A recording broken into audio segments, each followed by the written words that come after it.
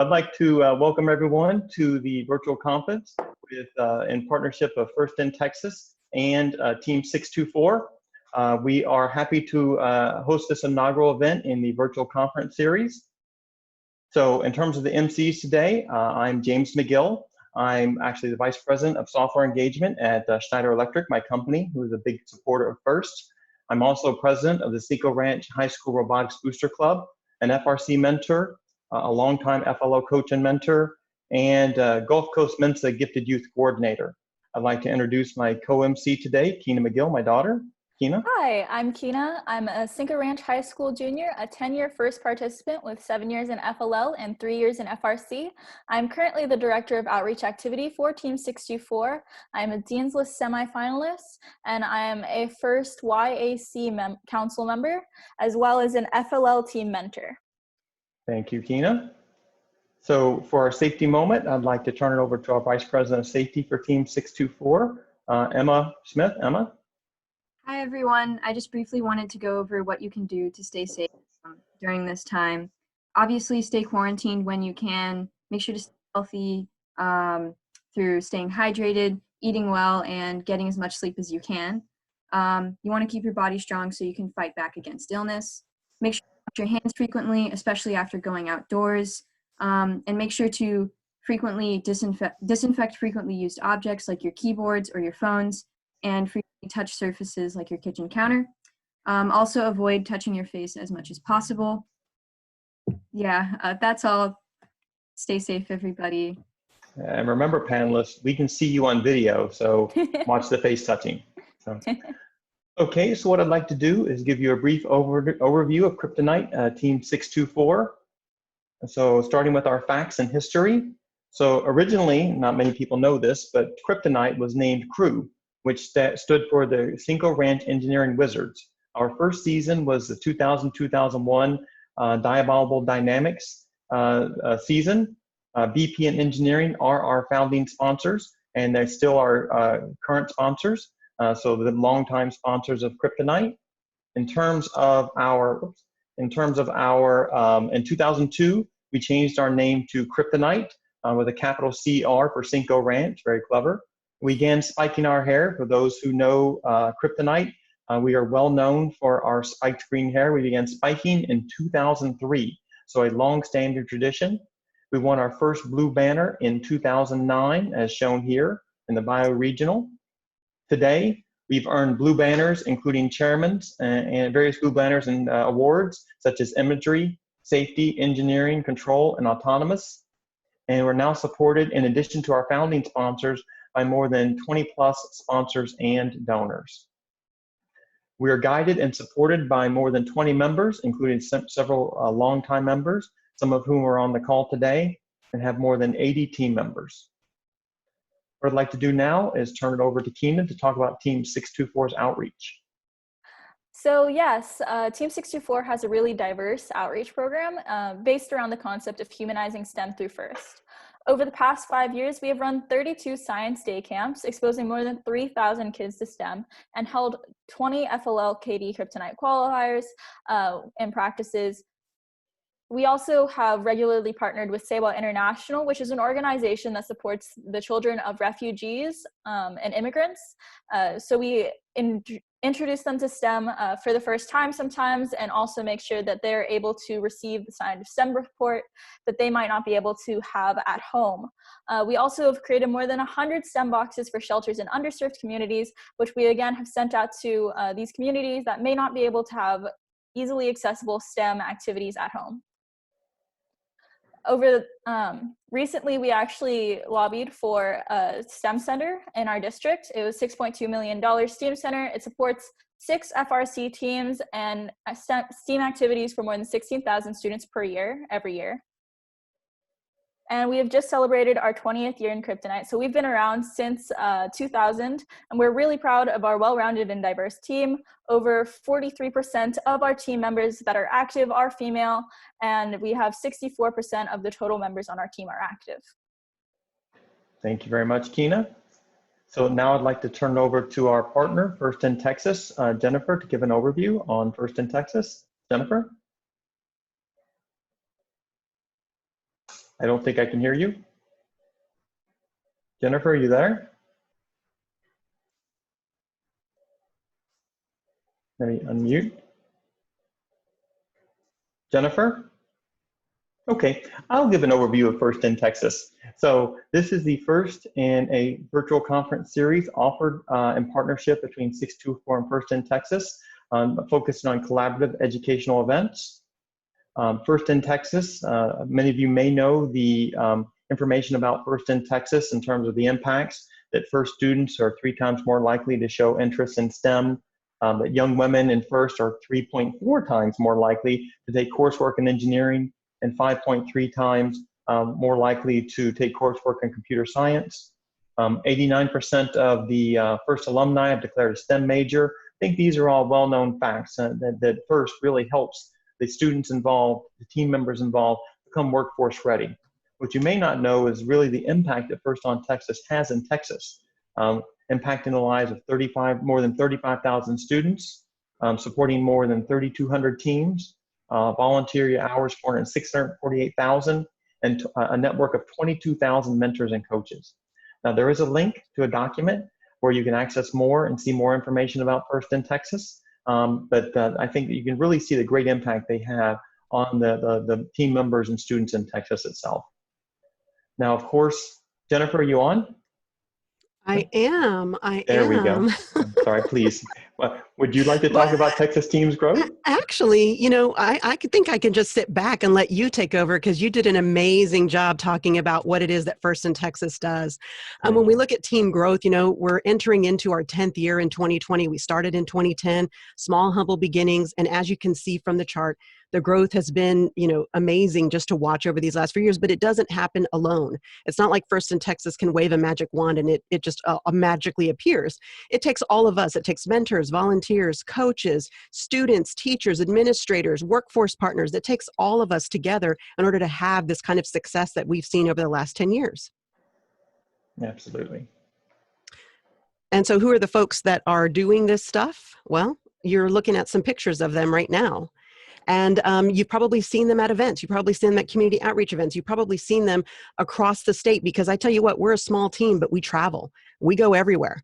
And so you're going to see us in El Paso. You're going to see us in Amarillo. You're going to see us in the Rio Grande Valley, in Houston, in Beaumont, in North Texas, Central Texas. We're everywhere. We go to Del Rio, you name it, we're there. But we can't do it alone. We need everyone's support. So the reason that we do this is for you. You're our future. And what we do is just to hopefully, you know, fuel what you're doing in the future so that you can, you know, do great things in the world.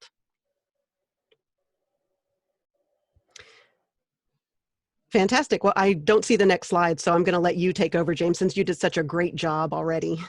But I just want to welcome everybody for kicking. This is our very first virtual conference that we're doing, and 624 was really great to kind of partner with us on this. We're hoping to do more of these with future teams, with other teams. We've got another one with 624.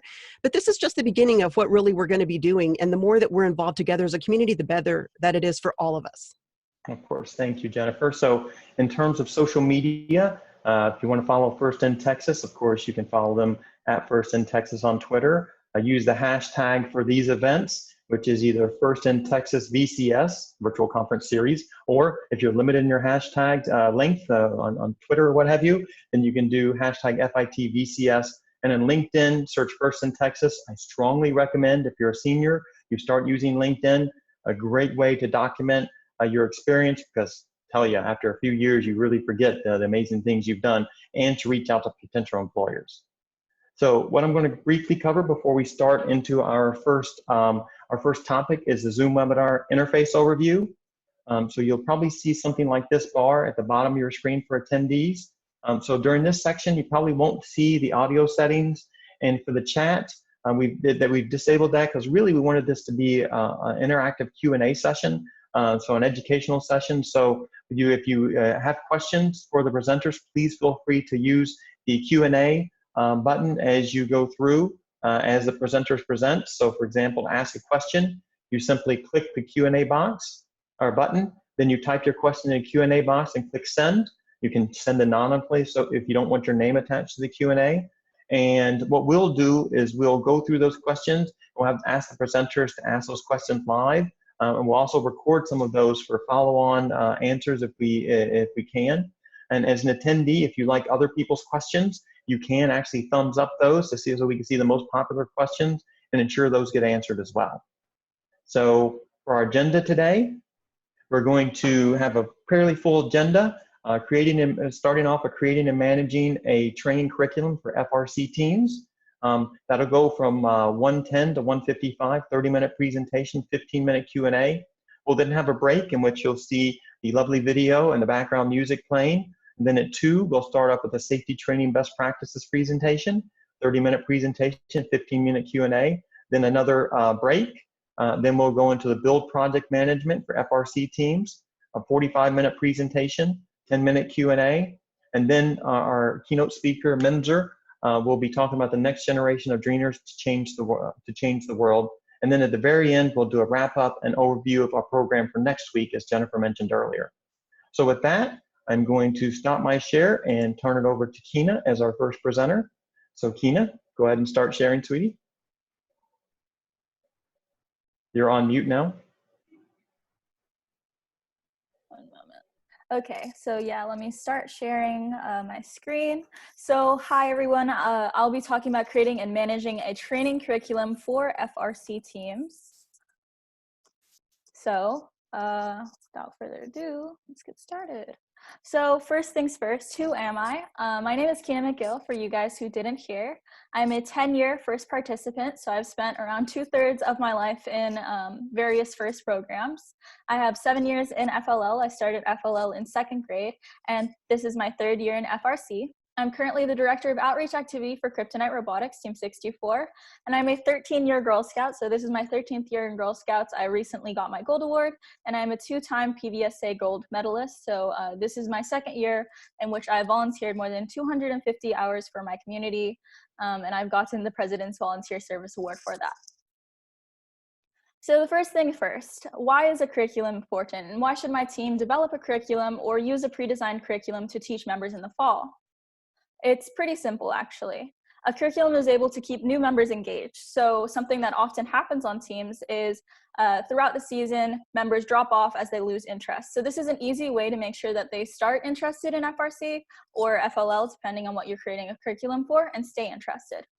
It provides a fall activity for existing members that encourages interactions with new members. So you work as an existing member, sometimes the new members don't really get to work with you until the build season. And by starting this process of them getting to know each other and working together in the fall season, you're really able to make yourselves more prepared for the build season by having them work together in a previous project, sort of.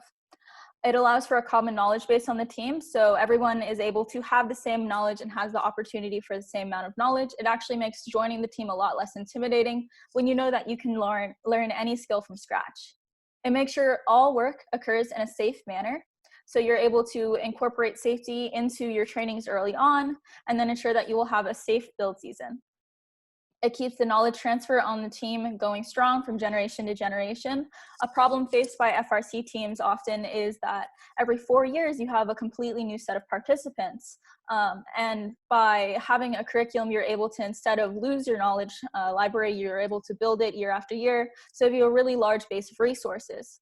You can also continually improve and change a curriculum, so your lessons from year to year, to get better results from the previous year in training your students.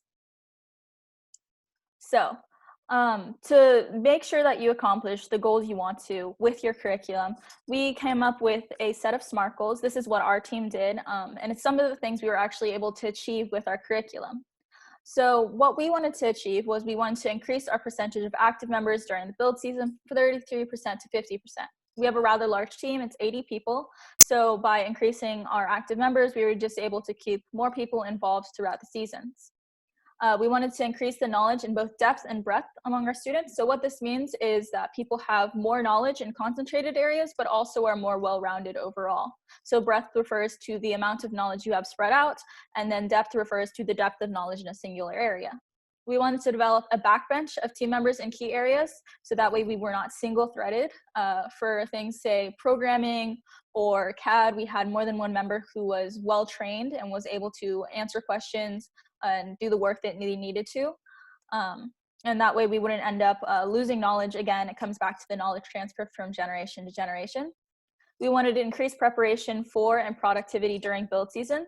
So what that means is we want people during build season to spend more time working instead of learning the basics. And it just enables them to kind of not have to worry about learning things from scratch in the midst of build season when you should just be more focused on designing your robot.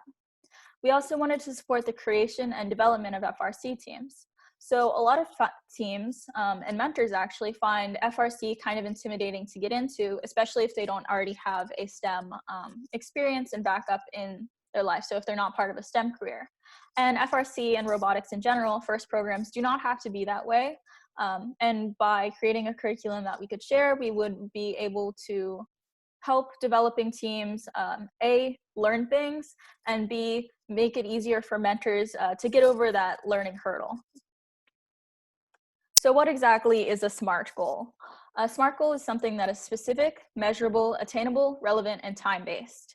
So what this means is our goal is direct. Specific means that the goal is detailed and meaningful. So let's say I need to have more people trained in programming. So a specific goal wouldn't be, oh, I want more programmers. It would be, I need X number of programmers by next build season. So it's something that isn't really broad. It's not like, I want my team to be better. It has something, it has usually a topic and a location attached to it. So it would be programmers. I want more programmers. It's something that is specific. Measurable attaches a number to that goal. So let's say I want 14 programmers. That is what I want. That is my new goal. Okay, so attainable is realistic. Maybe 14 is a lot of programmers. So actually I want 6 programmers. Relevant, does my goal align with what I need? So do I need programmers? Do I actually need 6 programmers? Yes, I need 6 programmers because I need them to program my bot for next season. And then time-based gives my goal a deadline. So what that means is I need 6 programmers by next build season. And that would be my SMART goal. It's specific, measurable, attainable, relevant, and time-based. The next slide. So steps for creating a curriculum. How can you create an effective curriculum of your own? So what exactly do you need to do to create your own curriculum if you don't already have one for your team? The first thing is you need to come up with your training content. So what content does your team need in order to be prepared for each build season? It's really important to think of things that are necessary for you to go into build season. What CRyptonite actually did was we split our content into 2 main sections. We had the essentials and the optionals. The essentials are the things that are mandatory for each student to take. So this would be things like PR and safety. PR refers to the first introduction, first history, team history, presentation, speaking skills, and safety. So PR is one training and then safety is one training. These are both essentials because they're things that are really necessary to go into a season as a team member. Optionals are things like CAD, photography, awards, things that a team member doesn't have to be involved in. They're not mandatory curriculums, but they're good to be involved in. We generally encourage students to try out 2 to 3 different curriculums in the fall season, just so they can figure out what works best for them and what they enjoy the most. They get more well-rounded that way. And we also encourage existing members to try curriculums because we feel that no matter how long you've been on a team, you never stop learning. So this is an example of our original spreadsheet. You can see across the top highlighted in green, we have the training content of what we chose to do. So safety, fabrication, we have PR, media, website, and then it goes down the list. Structure and format. So how are all of your courses set up for team members to progress through?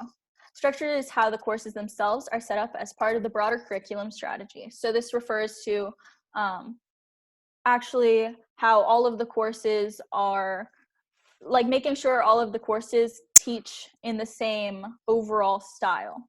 Format refers how the lessons themselves are taught. I'll go more in depth in just a moment, but format is more about like the lessons themselves, and then structure is a much broader term.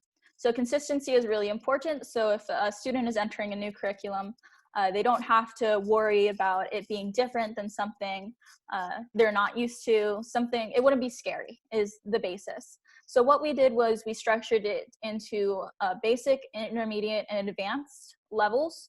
And then we had tests in between each level. And this led to a way of measuring member skills. And then our format was live with a mixture of presentation and hands-on. So you can actually see in this slide highlighted in green, we have the basics, and each one of these rows is actually a lesson. And then this is our overall total structure. So basic, then a test, intermediates, then a test, and then advanced courses. Tests and quizzes. So we have tests and quizzes in between each of our levels to evaluate learning and identify problem areas. So by having tests and quizzes, we're really able to see what's going on inside the students, like what are they actually observing. We're able to see what they aren't learning and then go back and cover that content again. This also gives us a really good estimate of team member skills. We have something called a skills spreadsheet, which I will show momentarily, which allows us to keep track of each individual member's skills and see what they're allowed to do during the build season. This has a really important tie into safety, because that way we can make sure the people who are doing things are trained to do these things. And so you can see here, this is an example of an electrical test. At the top, we have matching sensors, and at the bottom, there were multiple choice section. Some of the questions were safety related, some was just basic electrical. I believe this is the basic electrical test, just to see whether or not a student was trained in electrical for the basic level. And then here you can see we have a spot to put a list of names. This is a picture of our skills spreadsheet. So there's a spot to put each team member's names, and then over here are the different categories you can be trained in. So if a student was trained in something, their name would be here, and then the initials of the trainer would go into one of the boxes depending on whether or not they were trained. Owners are the people who actually own the course itself. So they're the people doing the training. The way we set ours up was we had team member and mentor owners in charge of each individual course. So what that meant was we had usually 3 students in charge of each course, and at least 2 of the owners had to be at different grade levels of the 3 members. If it was only 1 owner, so we didn't have enough people to have 3 owners for a course, the owner could not be a senior. This again comes back to the knowledge transfer and making sure that knowledge stays existing. We want the most trained person to, or the group of most trained people to not just be seniors, because seniors graduate. And then the returning members, even if they were not the owners of the course, were expected to assist in trainings in any way they could. Again, just to introduce existing members to new members. The mentor's job was to guide the students and review the content they created and make sure that students were being adequately trained for the upcoming season. So right across the top here, you can see the student, senior, junior, sophomore leaders for each of these training curriculums. Depending on what they are. Some of them do have 2 leads in which both are at different grade levels. So for example, Alex was a senior and Bianca was a junior. And then the mentor owners are highlighted in green. Again, we would have 1 to 2 mentor owners per each curriculum course. The next step is identifying content at each level. So what exactly are you going to teach your team members? Content can either be made by the owners themselves, or pre-existing content can be found for teaching. Using outsourced resources is both normal and encouraged. We actually used a fair amount of outside resources for programs like LabVIEW that we teach. But basically, coming up with the content is something that goes directly to the owners, and the owners come up with exactly what they want to teach for each category. So right here, you can see all of the content that we had in green. So per lesson, owners were expected to outline what they were going to do. And then here's an example of us using pre-existing content, LabVIEW trainings from National Instruments. We formatted the lessons that we wanted and put them into a document. And we use this actually specifically for students who were not able to attend the trainings, but wanted to receive more information about LabVIEW and stuff, and so they could teach themselves at home. The next thing that's really important is a schedule. So making sure that your trainings are A, complete in time for build season, and B, making sure your trainings do not overlap. So the very first thing we do at the beginning of every year when we're creating our curriculum is that we actually come up with a pretty detailed schedule in which owners tell us when they want to have their lessons, what lesson times work best for them, and then we fit the trainings in together to make sure that trainings do not overlap, and then also the trainings fit in time so we have enough space for all of the trainings to be completed before build season. So here's an example of our training schedule from last year. You can see in the very beginnings, we had just safety trainings on Thursday, Saturday, and then leading into the next week, we had electrical and programming on Tuesday, and then scouting, fabrication, and CAD on Thursday. Now, this may look like an overlap. However, when something like this happens, it's usually with a purpose. So for example, electrical and programming overlap on the same day because a lot of the electrical and programming skills are related. And so the first couple of trainings, they actually partnered together to be taught some of the same things. The scouting, fabrication, and CAD trainings, fabrication and CAD worked together. And then scouting, what happened was we looked at the students who were supposed to be attending each training and what they signed up for, and then made sure there wasn't overlap before we were okay with scheduling that. Other items to consider when you're coming up with your curriculum course in general. So what else should you think about when you're creating a curriculum for your team? The first really big thing is preparation and prerequisites. So are you going to have prerequisites for any of your courses? Is there a course that is mandatory to take before you are able to attend your other courses? So for us, we made it so you had to take the essential course, safety, before you could take any of our other non-essential courses. And this really ensured that we were taking safety and making safety first in our first priority in our curriculum, and then also making sure that all of our team members were prepared to be safe in our build site before they started working. Other courses may have more prerequisites. So something, for example, if we were doing a website training, a prerequisite for that might be PR. You have to know our team history and have like a writing course before you're allowed to take further courses into PR. And this just really allowed us to kind of prep people to go into their trainings ready to be safe. The other thing is trainer planning. So before a course begins, what do the owners need to do? So this is before usually the school year even starts. What do the owners need to make sure they have done really to be ready to teach? And then team member preparation happens once students sign up for their courses. A team member is expected to do some things for some courses before they are allowed to attend trainings. So right here you can see the prerequisite for every course that we have is basic safety, because safety is number one. And then for our trainer planning, for most courses, it's reviewing materials with the mentors and just making sure everyone is aligned. But for things like electrical, it's like ordering parts, or both programming and CAD have to check the number of licenses that we have to ensure that everyone who wants to is able to download either LabVIEW or SolidWorks. Then there is student preparation, which is like LabVIEW installation and SolidWorks installation.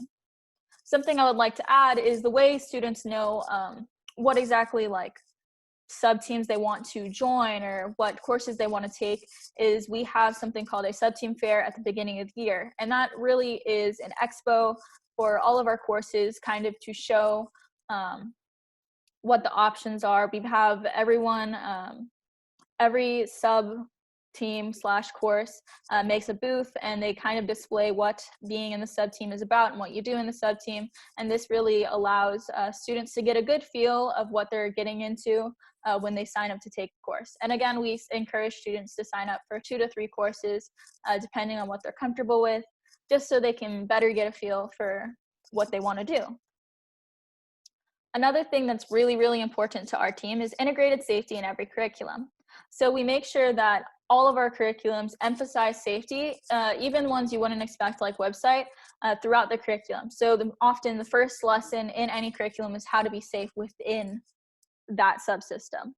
So we have the electrical basics. The very first lesson that you are taught in electrical actually covers electrical shorts and safety in general when you're dealing with electrical items and systems.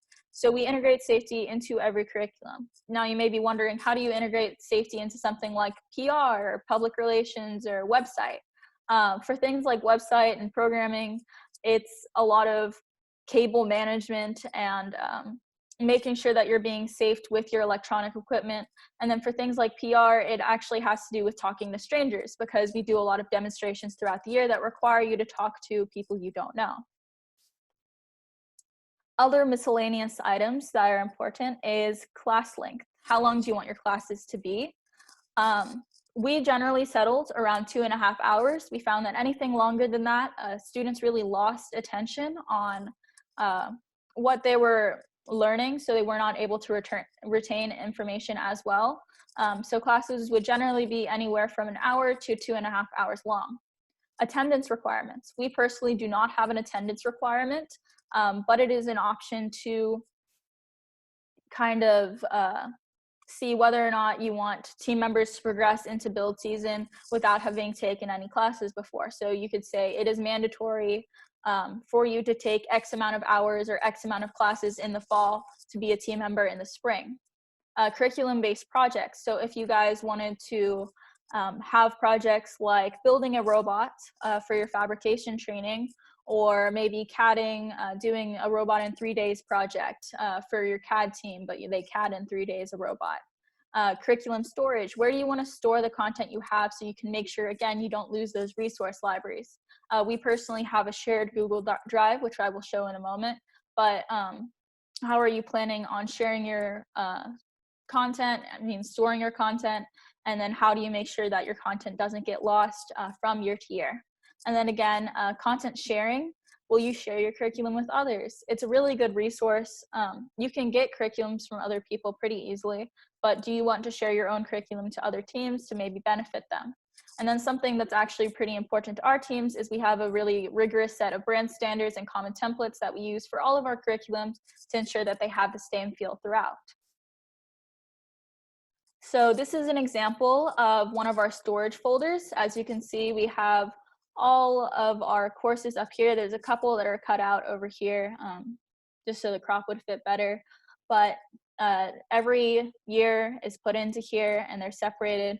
And then we have our brand standards template, which all students who are creating curriculums are expected to use just to maintain that continuity. And then within each of these folders, again, you have all of the lessons. So this one's electricals, basics 1, 2, and 3, and then intermediates 1, 2, 3, advanced 1, 2, and 3. And then this is just a really great way we're able to keep all of our content in one space. The additional benefit to this system is actually you can make sure that if a student hasn't attended a course and wants to learn outside of the Bay, you can give them this, or if they want to review mirrored materials, that you can give them a folder like this, which they can look at over in their free time, just to kind of catch up on their skills and further understand the material. And then this is an example actually of us sharing our curriculum. On our website, frc624.org, we actually have all of the curriculum resources up right now. So if any of you wanted to see, I'll actually show the website in just a moment, but if any of you guys wanted to see things like our programming, safety, fabrication curriculum, you're perfectly welcome to. So as I said, let me see. This is control. This is the website. So you can see we have our curriculum resources here. And then each of these, anyone is really able to enter and look at a curriculum. So for example, our safety, you can see all of the drive, even if you're not on our team.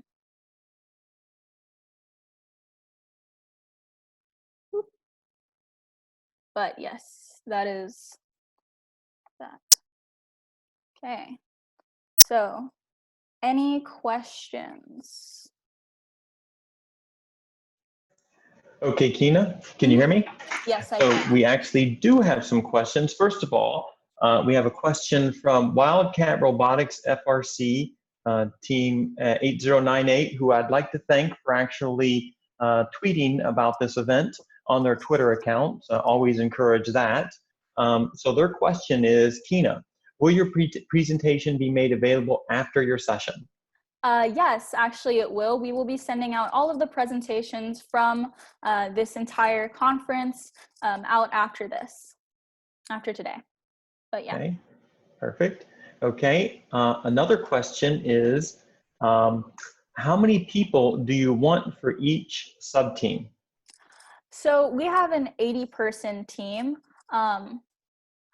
It's a rather large team for FRC. It honestly kind of depends on how many people are interested in a subject and how many like the minimum amount of people you need trained to be successful in build season.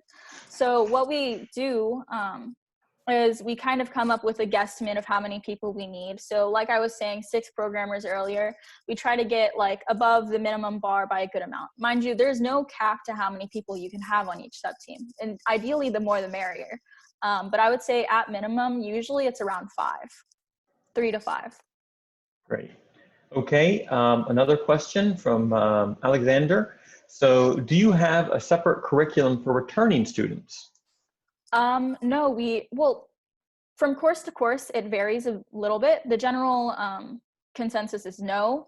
However, for safety, the training curriculum as a returning student is actually a little bit shorter because you do not do a hands-on portion as a returning student. You just go through a PowerPoint. But for most of our courses, it's not distinguished by new and returning students. It's just the same course, and that way everybody is kind of interacting with each other. As I said, new members interacting with existing members, it's just a continuous thing.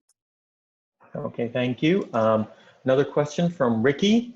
How do you keep students engaged for 2.5 hours? And I'd say being the parent of a teenager, this is an excellent question.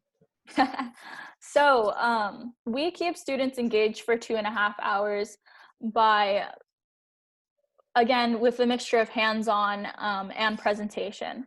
So for example, if I wanted to talk about our electrical curriculum, yes, for the beginning parts of it, there is a lot of presentation because there's a lot of memorization of electrical parts. However, basically starting from lesson 1 onwards, you start putting together electrical boards and working with the components themselves. So you keep students engaged by really mixing the hands-on element very fully into your curriculum. And by doing so, I guess if you can gauge your classroom's reaction, that's the best way to figure it out. But by gauging both your classroom's reaction and then already having a mixture of presentation and hands-on skills, that's how we keep them engaged. Yeah, I think the hands-on's a key part there. And they say the best way to really ensure you know something is to teach it, which I think is a great way to look at it. So I have a question from John Tate.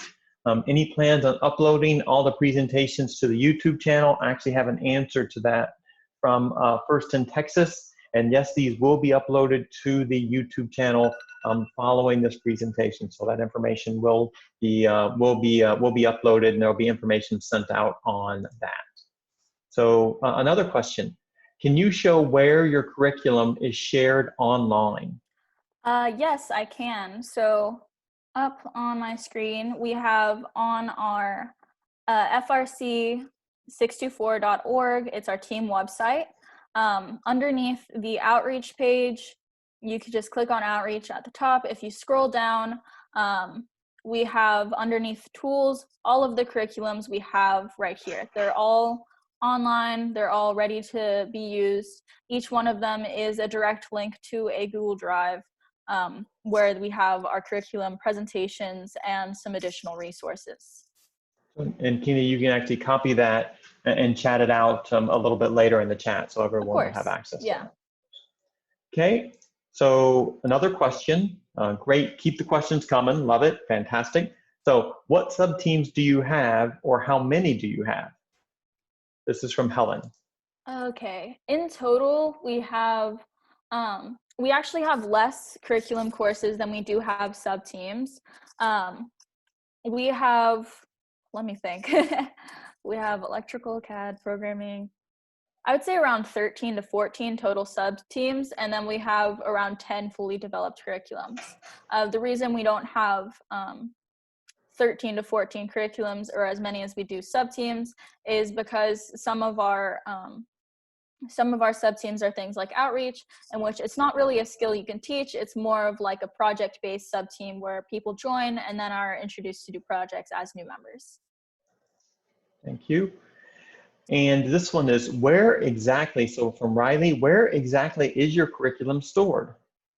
We have a team Google Drive, so a Google Drive that has been with the team for I don't know how long, at least 5 years, but everything in our curriculum is on there underneath our VP of Curriculum and Safety's folder. They have a curriculum folder in which we store all of our information together in that one spot. Could you show it? I think you have that tab up there. Let me see. I do actually.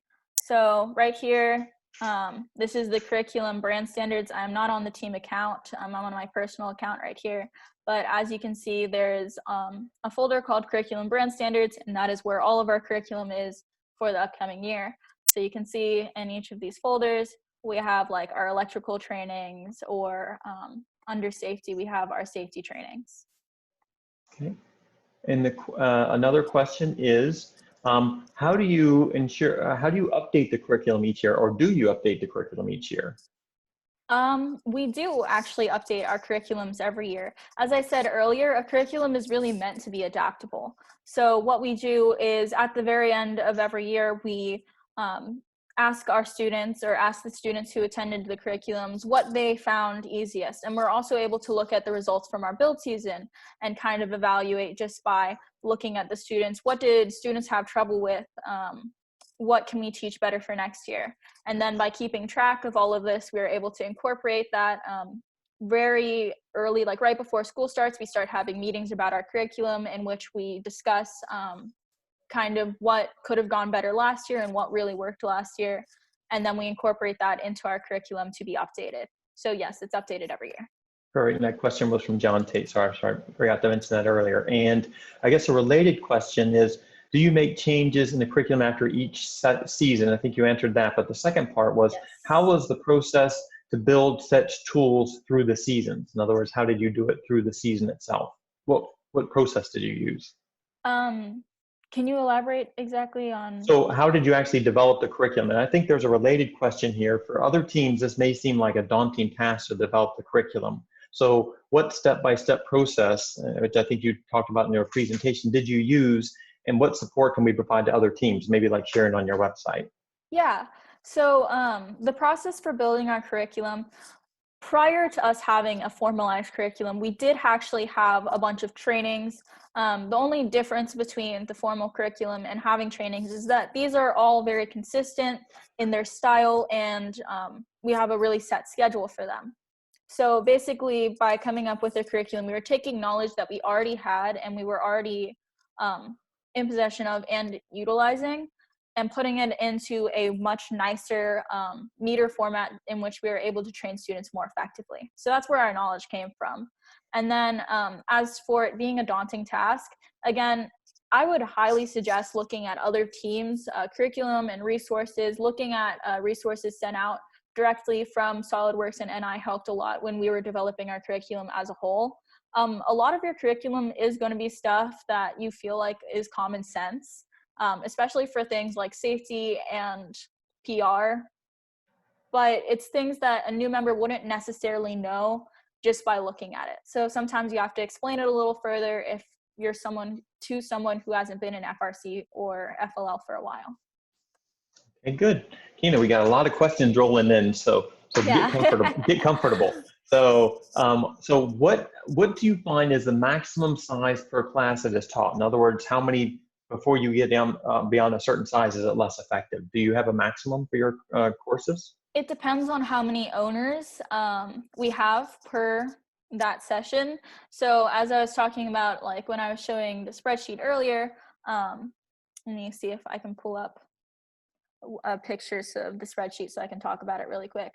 You can see that there's 2 to 3 owners in each of these sessions. So ideally, all 3 of those students and the mentor would be present for when these were being taught. And that's kind of is where the maximum class size comes from. We generally found around 5 students per owner was the recommendation. I think the max class size that we've ever had that was manageable was around 25 or 30. It just really depends on the location. So like some of these trainings have to happen in our bay, and if it's happening in our bay, that's an additional safety hazard versus a conference room in which you can have more people because there's more space and there's no tools. So, but yeah, generally max size is around 25. So another question, do y'all, I believe this is a person from our state of Texas, do y'all have issues with members, especially younger ones, not being able to attend every time or for the entirety of a meeting? If so, how do you work around that? Occasionally, we do have that issue in which the younger member is expected to talk to the owners of the course and see if they can figure things out. In terms of shifting around like our curriculums and stuff, we can't really shift around our times that we hold these trainings. But what we can do is we can provide them with online resources and the presentations and stuff to look over and study on their own. So often if a student is unable to attend the trainings in person, we'll give them the resources to look at it on their own time and see if we can set up times for owners to work individually with the students. It hasn't been a super big issue because our build site times, so the times when we are holding these trainings, are from 7 to 9 p.m. on Tuesdays and Thursdays and 1 to 5 p.m. on Saturdays. So that tends to not really run into anything for our school district in particular, but yeah. Okay, now another question related to sub-teams. Do students on your team often join more than one sub-team? Yes, students on our team often join 2 or 3 sub-teams at once. For example, I myself am a part of the fabrication sub-team, the outreach sub-team, and the awards sub-team. So I'm in 3 different sub-teams. Most people will pick 2 or 3. Sometimes what they'll do is they'll pick one that is more fall-centric and one that is more build season-centric, so they switch off. But yeah, it just depends on how much time a team member is able to dedicate to robotics. Of course. So another question, does 624 accredit new experienced team members whose family have relocated from another team? Can you explain that question further? I'm assuming that if somebody is coming from like say mid-year, and I'm just making an assumption here, mid-year they're coming from another team and they're joining your season in progress after you've done the training, how do you handle that? Do they go back and do the trainings again, or? The only training that I believe usually what would happen is their skills would be evaluated in the areas that they want to join in by each owner. The only training that they 100% would have to do is our safety training, because it is mandatory for every student to take our safety training on our team, regardless of where they come from. And this is mainly because we cover things like build site safety, KDISD specific rules, that kind of thing. Okay. So as other students, oh, here's another one from Phil. As other attendees have indicated, it is daunting to develop a comprehensive set of curricula. Did your team just focus on one area first, or a small number of areas? So at once, all of these actually came in development at once. I would say what really did help us with developing it is in certain categories, specifically, I would say safety, electrical, and CAD and programming. We already had a training template set up. It just wasn't formalized. So we didn't have to develop all of these from scratch at once. We used what we already had and then just formalized it. So for safety in particular, it was honestly very little work to transfer that from its previous training state to the curriculum state that we have right now. Okay, so how are your mentors involved during classes? Is a class mostly taught by students or by the mentors, or 50-50? The classes are mostly taught by students. We try to make sure our students are mainly doing the training. The classes are supervised by mentors, so mentors are able to add in choice commentary and their own personal experience to all of the classes for the most part. Again, this differs a little bit from training to training, but for the most part, the team member does most of the training. Okay, and so we have 5 minutes left, and we have several more questions, so we'll go through this. So what is 624 doing in addition to teaching this curriculum during the fall? So what other activities, I guess, this is sort of beyond curriculum, but what other activities are you planning to do or did you do during the fall when you were teaching the curriculum? During the fall, we host numerous different outreach events. So not only are we hosting things like Science Day camps and FLL qualifiers, we are also teaching our curriculum. So just a lot of outreach events happen in the fall in addition. And then we also host something called a mock kickoff, which is to prepare students for the upcoming kickoff. It's just basically a way to practice the skills you need to learn in kickoff to analyze a game. Gotcha. Okay. And this one, and actually this is a shout out for those who don't know, we're doing another session next Saturday, and one of our panels will help address this as well. But the question from Phil is, how does your team choose and attract mentors to supervise the training? And how do they contribute to the curriculum? So most of the mentors that we have up on this, actually all of the mentors that we have up on this list volunteered to work with the students for the curriculum. And then what was the second part of the question? And how do they supervise? How do they help develop the curriculum? They work with the student owners. Basically, the team of student owners works and gets together with the mentor owner ahead of time when developing the curriculum, just to work with them. Usually the mentor takes on more of a supervision type role in which they're looking at what the content the students are creating and then saying that it is okay and it addresses what it needs to. It is appropriate for what they're trying to teach. Okay, and a question here from Mason. About how long do you spend on the training in terms of like number of weeks or what have you? Number of weeks. So our fall trainings usually start in the September-October time period. We start safety trainings in September. The rest of our trainings start in October, generally. And this differs a little bit from year to year. And then it continues on into December, basically right up until winter break. We try to schedule in 3 to 4 weeks at the very end of our curriculum for just gap room.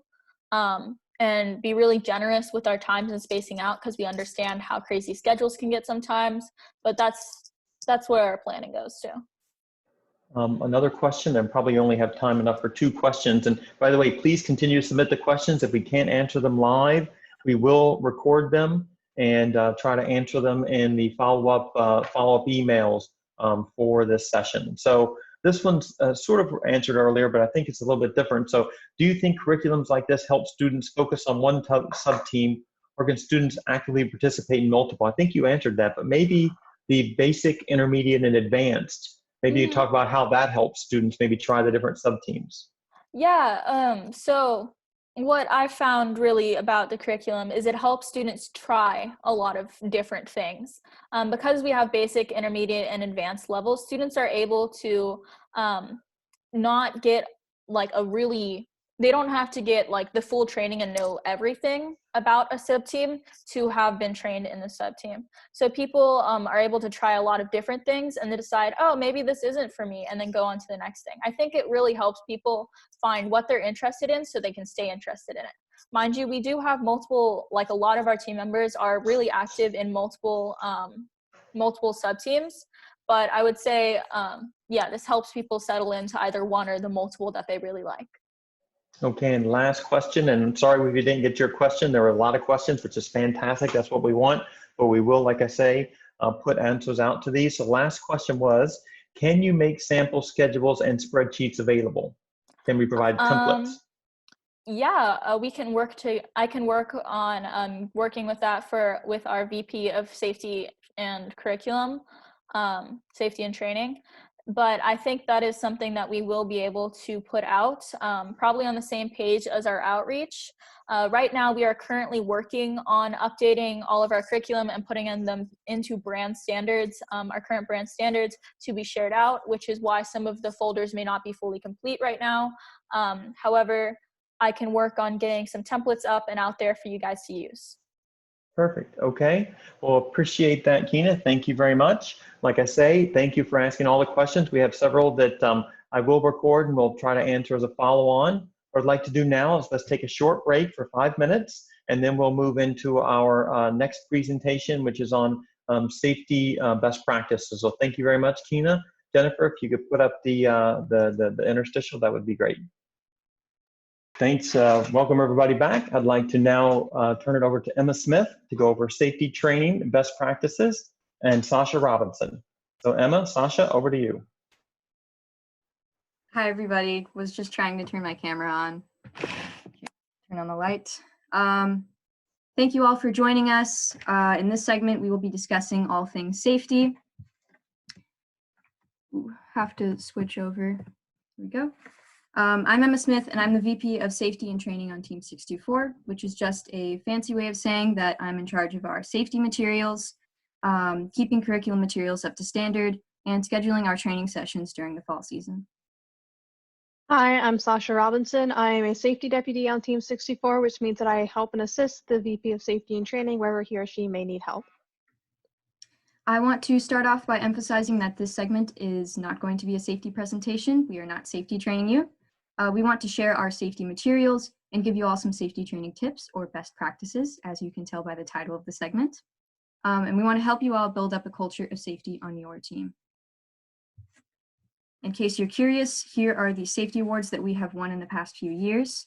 Unfortunately, there weren't many opportunities for anyone to win awards in the 2020 season, but in 2019, we won the safety award sponsored by Underwriters Laboratories at the Austin Districts. In 2017, we won the safety award at the Hub City Regional and the Greater Kansas City Regional. And in 2016, we won the Industrial Safety Award, also sponsored by Underwriters Laboratories, at the Lone Star Regional. So, going over what this safety segment will cover, I will be covering the Master Safety Manual, in which I'll be discussing how to create a culture of safety. I'll go over the safety training presentation, which talks about what general things you should cover in a safety presentation. And then I will be switching over to cover demonstrations, in which I'll be talking about how to prepare people for potentially hazardous situations.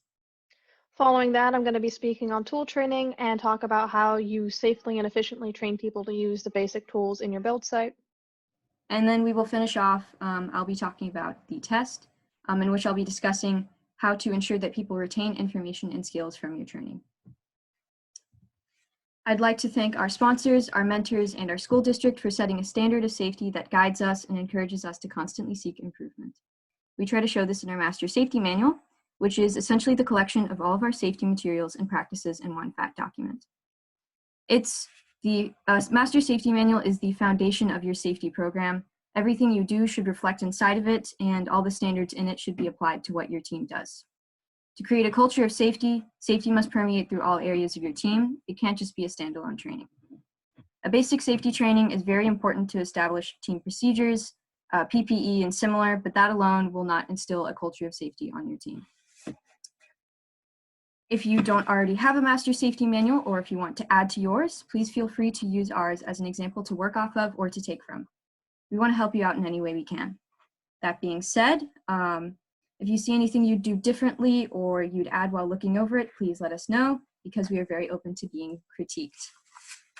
Sasha and I completely remade the Master Safety Manual over the course of last build season, so there are some underdeveloped areas, but I'm very proud of the work that we put in. A Master Safety Manual should include all there is to possibly know about safety on your team. It should be a resource to pull from while planning trainings, events, or going through build season. Having a defined book of rules gets rid of the annoying gray area and disorganization that sometimes troubles teams. One of the most important parts of creating a culture of safety is to learn from what you do wrong. We do this with incident reporting, where team members write up near misses, injuries, damage to equipment, and damage to the robot. A near miss is when you could have received an injury, but you narrowly avoided it. An example being you almost hit your head on a workbench while standing up, or you clamped in a drill bit wrong and you almost started drilling with it, but you noticed that you did it wrong last second. We separate injuries into a minor and major category, with a major injury being anything that requires more than a simple washing and a Band-Aid.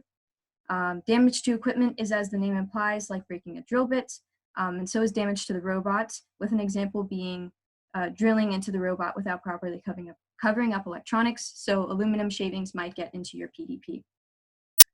The most important part of incident reporting is the lessons learned section, where students write what mistake they made and how to prevent it from happening in the future. Using the example of damage to the robot, the student would write that they should have had someone vacuuming up the aluminum shavings as they drilled, and they should have put a blanket over the electronics. They also fill out the date, everyone involved, they classify the incident, they say what happened, and what they did to correct the problem. So correcting the problem with aluminum shavings getting into the PDP, you would need to ask a mentor for assistance on how to approach that. It's important to go over incident reporting sheets and raise awareness about the trends that you see. On 624, a trend that we noticed is that hand injuries were very common. So as a preventative measure, we talked about it in safety moments, which I will discuss in a little bit, and as a reactive measure, whenever people actually did get hand injuries, we created these hand injury kits that included first aid cream, Band-Aids, and alcohol wipes. Another important facet of a culture of safety on your team is to host safety moments. Safety moments can occur before meetings, at the beginnings and ends of build sessions, and at events that you host in the community. As an example, during one of the safety moments I held during build season, I discussed trends in our incident reporting sheets and how the wood scrap on one of our shelves was disorganized and required a team effort to keep clean. Another example is the safety moment that I held at the beginning of the stream, where I talked about how to stay safe during quarantine. Safety moments should be held as frequently as you deem necessary.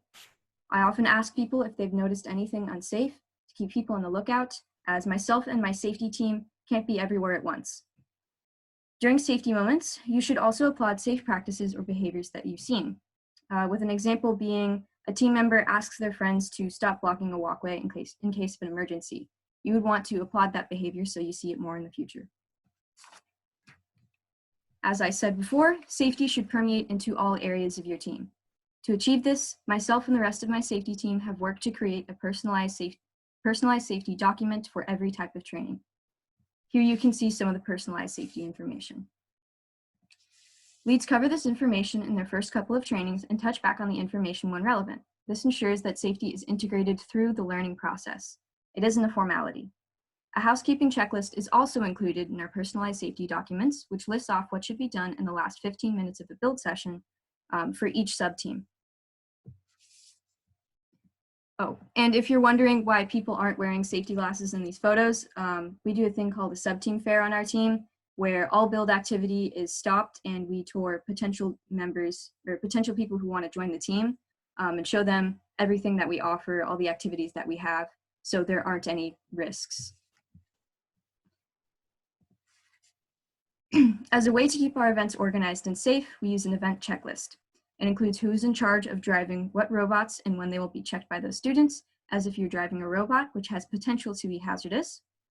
You should know all of the controls and basic maintenance for it in case anything goes wrong. We also include who is giving rides to who to make sure that everyone can get to and from the demo safely. Before major events like our science day camps, we will hold a discussion on how to deal with different situations like a disruptive child, because if someone is upset, they can upset other children in the room and cause an unmanageable situation. We cover what to do if someone has an injury, what to do in a fire emergency, and what to do in a weather emergency. Make sure to set up a system of efficient communication before events in case any issues arise. On 624, we use Remind. I'm sure many of you have already heard of it. To keep everyone informed as the event goes on, even for something as simple as when lunch is. That way, you know where everyone is at any point in time. And for safety training presentations, well, there's multiple different types of safety presentations that I want to talk about first. The first of which are event presentations or safety moments, like the one at the very beginning of the stream. These are often used to start off events to highlight key aspects of safety that we want people to be aware of at specific events. For example, at our Science Day camps, we use these to encourage the attendees to think about safety and be aware of what's happening, even if it might not always be at the forefront of their mind, seeing as oftentimes this is a group of elementary or middle school age kids. Accompanying that, we also have our competition safety presentations that we do before we head off to each competition that we go to. Because we're traveling as a team and we're staying at a hotel together, we really like to highlight the hygiene aspects of this, because it's very important that everyone is overly aware of this, seeing as this is the time when germs are going to spread and diseases can spread, even if we're all trying to be as safe as we possibly can. Another thing that we like to hold is at our kickoff, we have our build refresh, which just highlights the key aspects of safety for build season. We want to make sure that everyone is aware of things like always make sure you have your safety glasses and that you're double checking the tools before you move on. And then finally, we have the safety presentation that I'm going to be talking about with you guys, which is our safety training presentation, the most extensive of these presentations that goes over all aspects of safety that you need to know if you're going to be a part of our team. As far as each training goes, there's 4 main parts of a training. We have the presentation, the demonstration, the tool training, and the test.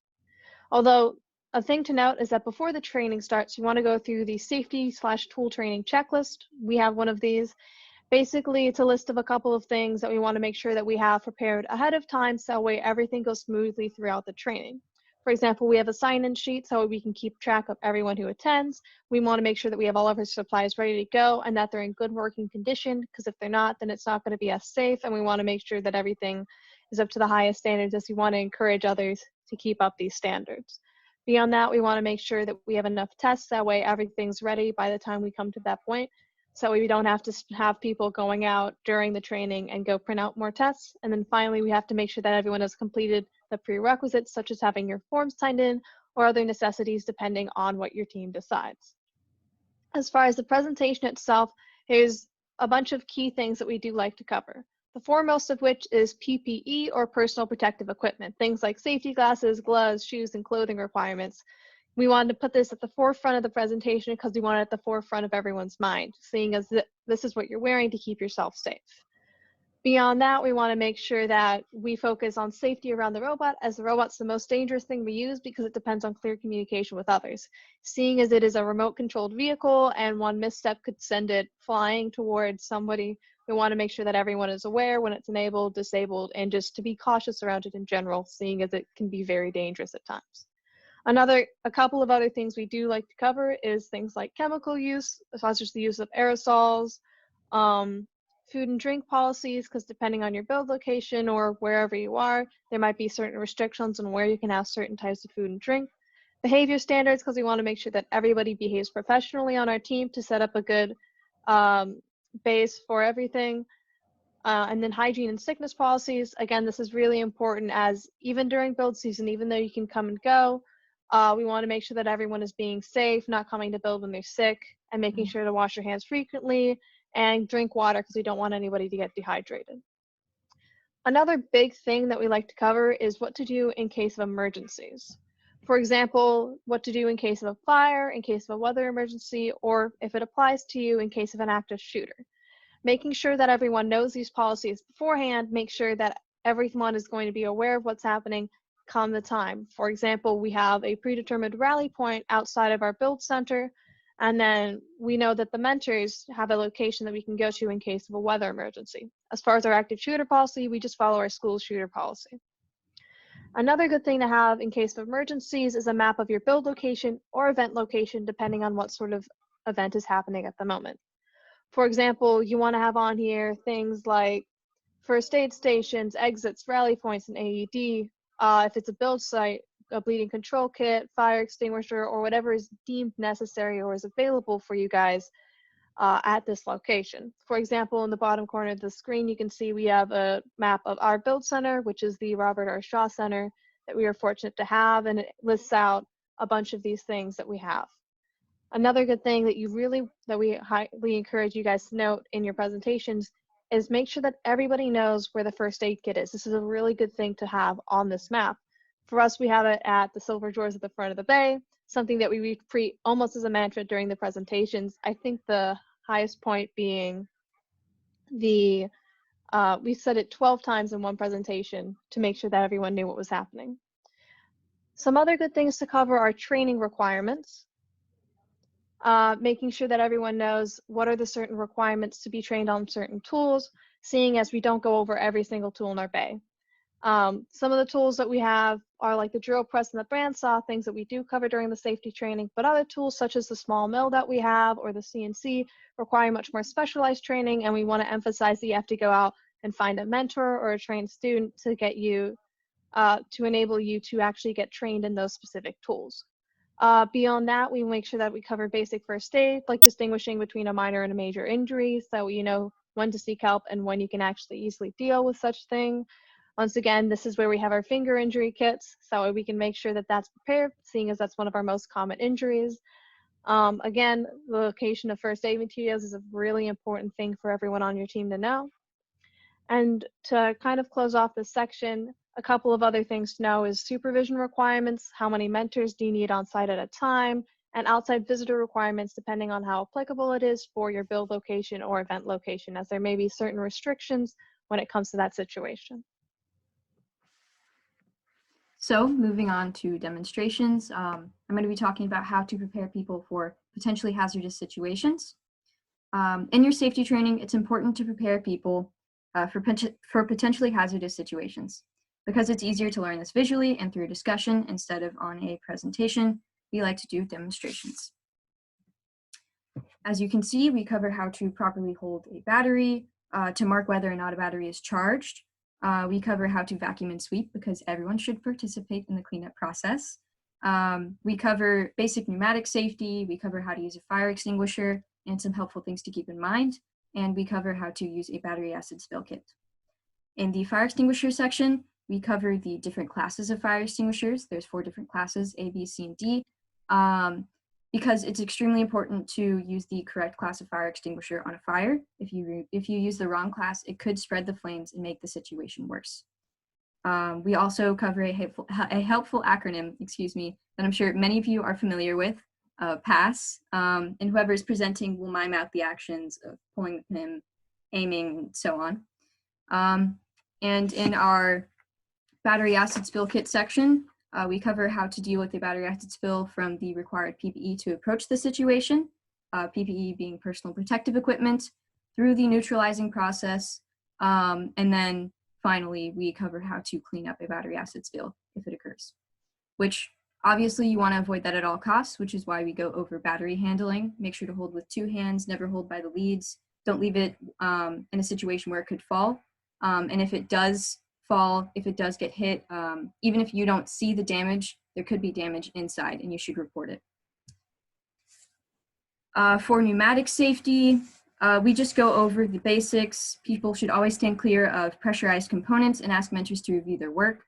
Whenever you're learning something new, it's very easy to make mistakes, and mistakes with pneumatics can be dangerous, so you should always have someone very experienced look it over.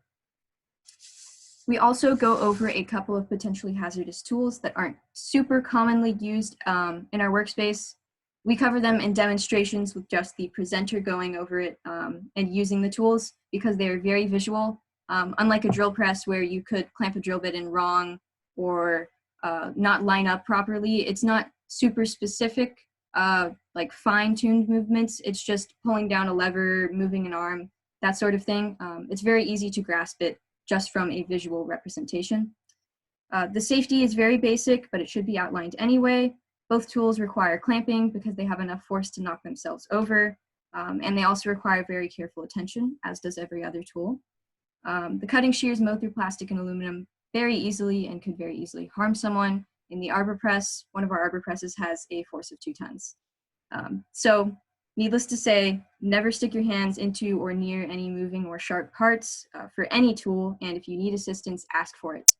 And that kind of line of thinking should be emphasized for every tool that your team uses. Additionally, in the demonstration section, we cover our first aid materials, what we have to offer and where they are located, the silver drawers at the front of the bay, like Sasha said. Show like all the bandages, all the all like the wipes, just everything that we have available so people know what they have if they get injured or if someone else gets injured. As far as the tool training goes, this is one of the most important aspects of the training, seeing as this is the physical part where all the team members will physically use the tools to make sure that we really ingrain in their mind how to use these tools and so forth. Before we even start on the tool training, and even before the training, one of the biggest things that we have all the presenters do is go over the planning sheet. We have this very detailed tool safety planning sheet, which go over things like PPE around the tools, how to use every single tool, what sort of materials you're going to be using when you're training students with these tools, and a plan for what the team members will make and what are all the steps that they do. And this is really important because without having a clear plan beforehand, it's going to be a lot harder to implement it, and you might go off track or get confused with what you're going to be doing at each stage. This is really good to have, especially because if there's any confusion or if two presenters are confused about something, they can always go back and check the sheet and double check to see what is the correct method of using this tool. And it also kind of prevents any mishaps between previous knowledge and updated knowledge that someone else might not have. During the training itself, we make sure that we encourage an environment where people can ask questions, as we want nobody to be confused, and then we want everyone to be open to seeing what's happening and making sure that they understand what's going on. So during this training itself, there's a couple key things that we do encourage that you guys cover. One of the biggest things of this is how to measure materials and making sure how you're doing the measurements correctly, such things like using a Sharpie and then a scribe when you're measuring things like aluminum, or if you're just doing wood and you're just marking it with Sharpie, maybe using the edge of the Sharpie line to mark the distance instead of the middle of the Sharpie line, where you can be a lot more imprecise. Beyond that, we want to make sure that when you demonstrate the tool yourself, you do that before you have anyone else try the tool, narrating every little thing that you're doing as something that you may seem to be common knowledge or kind of less important might be a very key step to someone else, and they don't realize that they have to do that unless you explicitly state it yourself.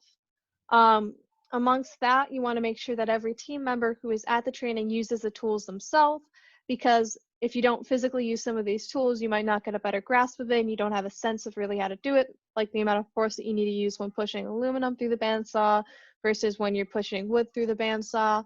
Little things like that can mean the difference between breaking or making a part. So having them practice beforehand is a really important part of this.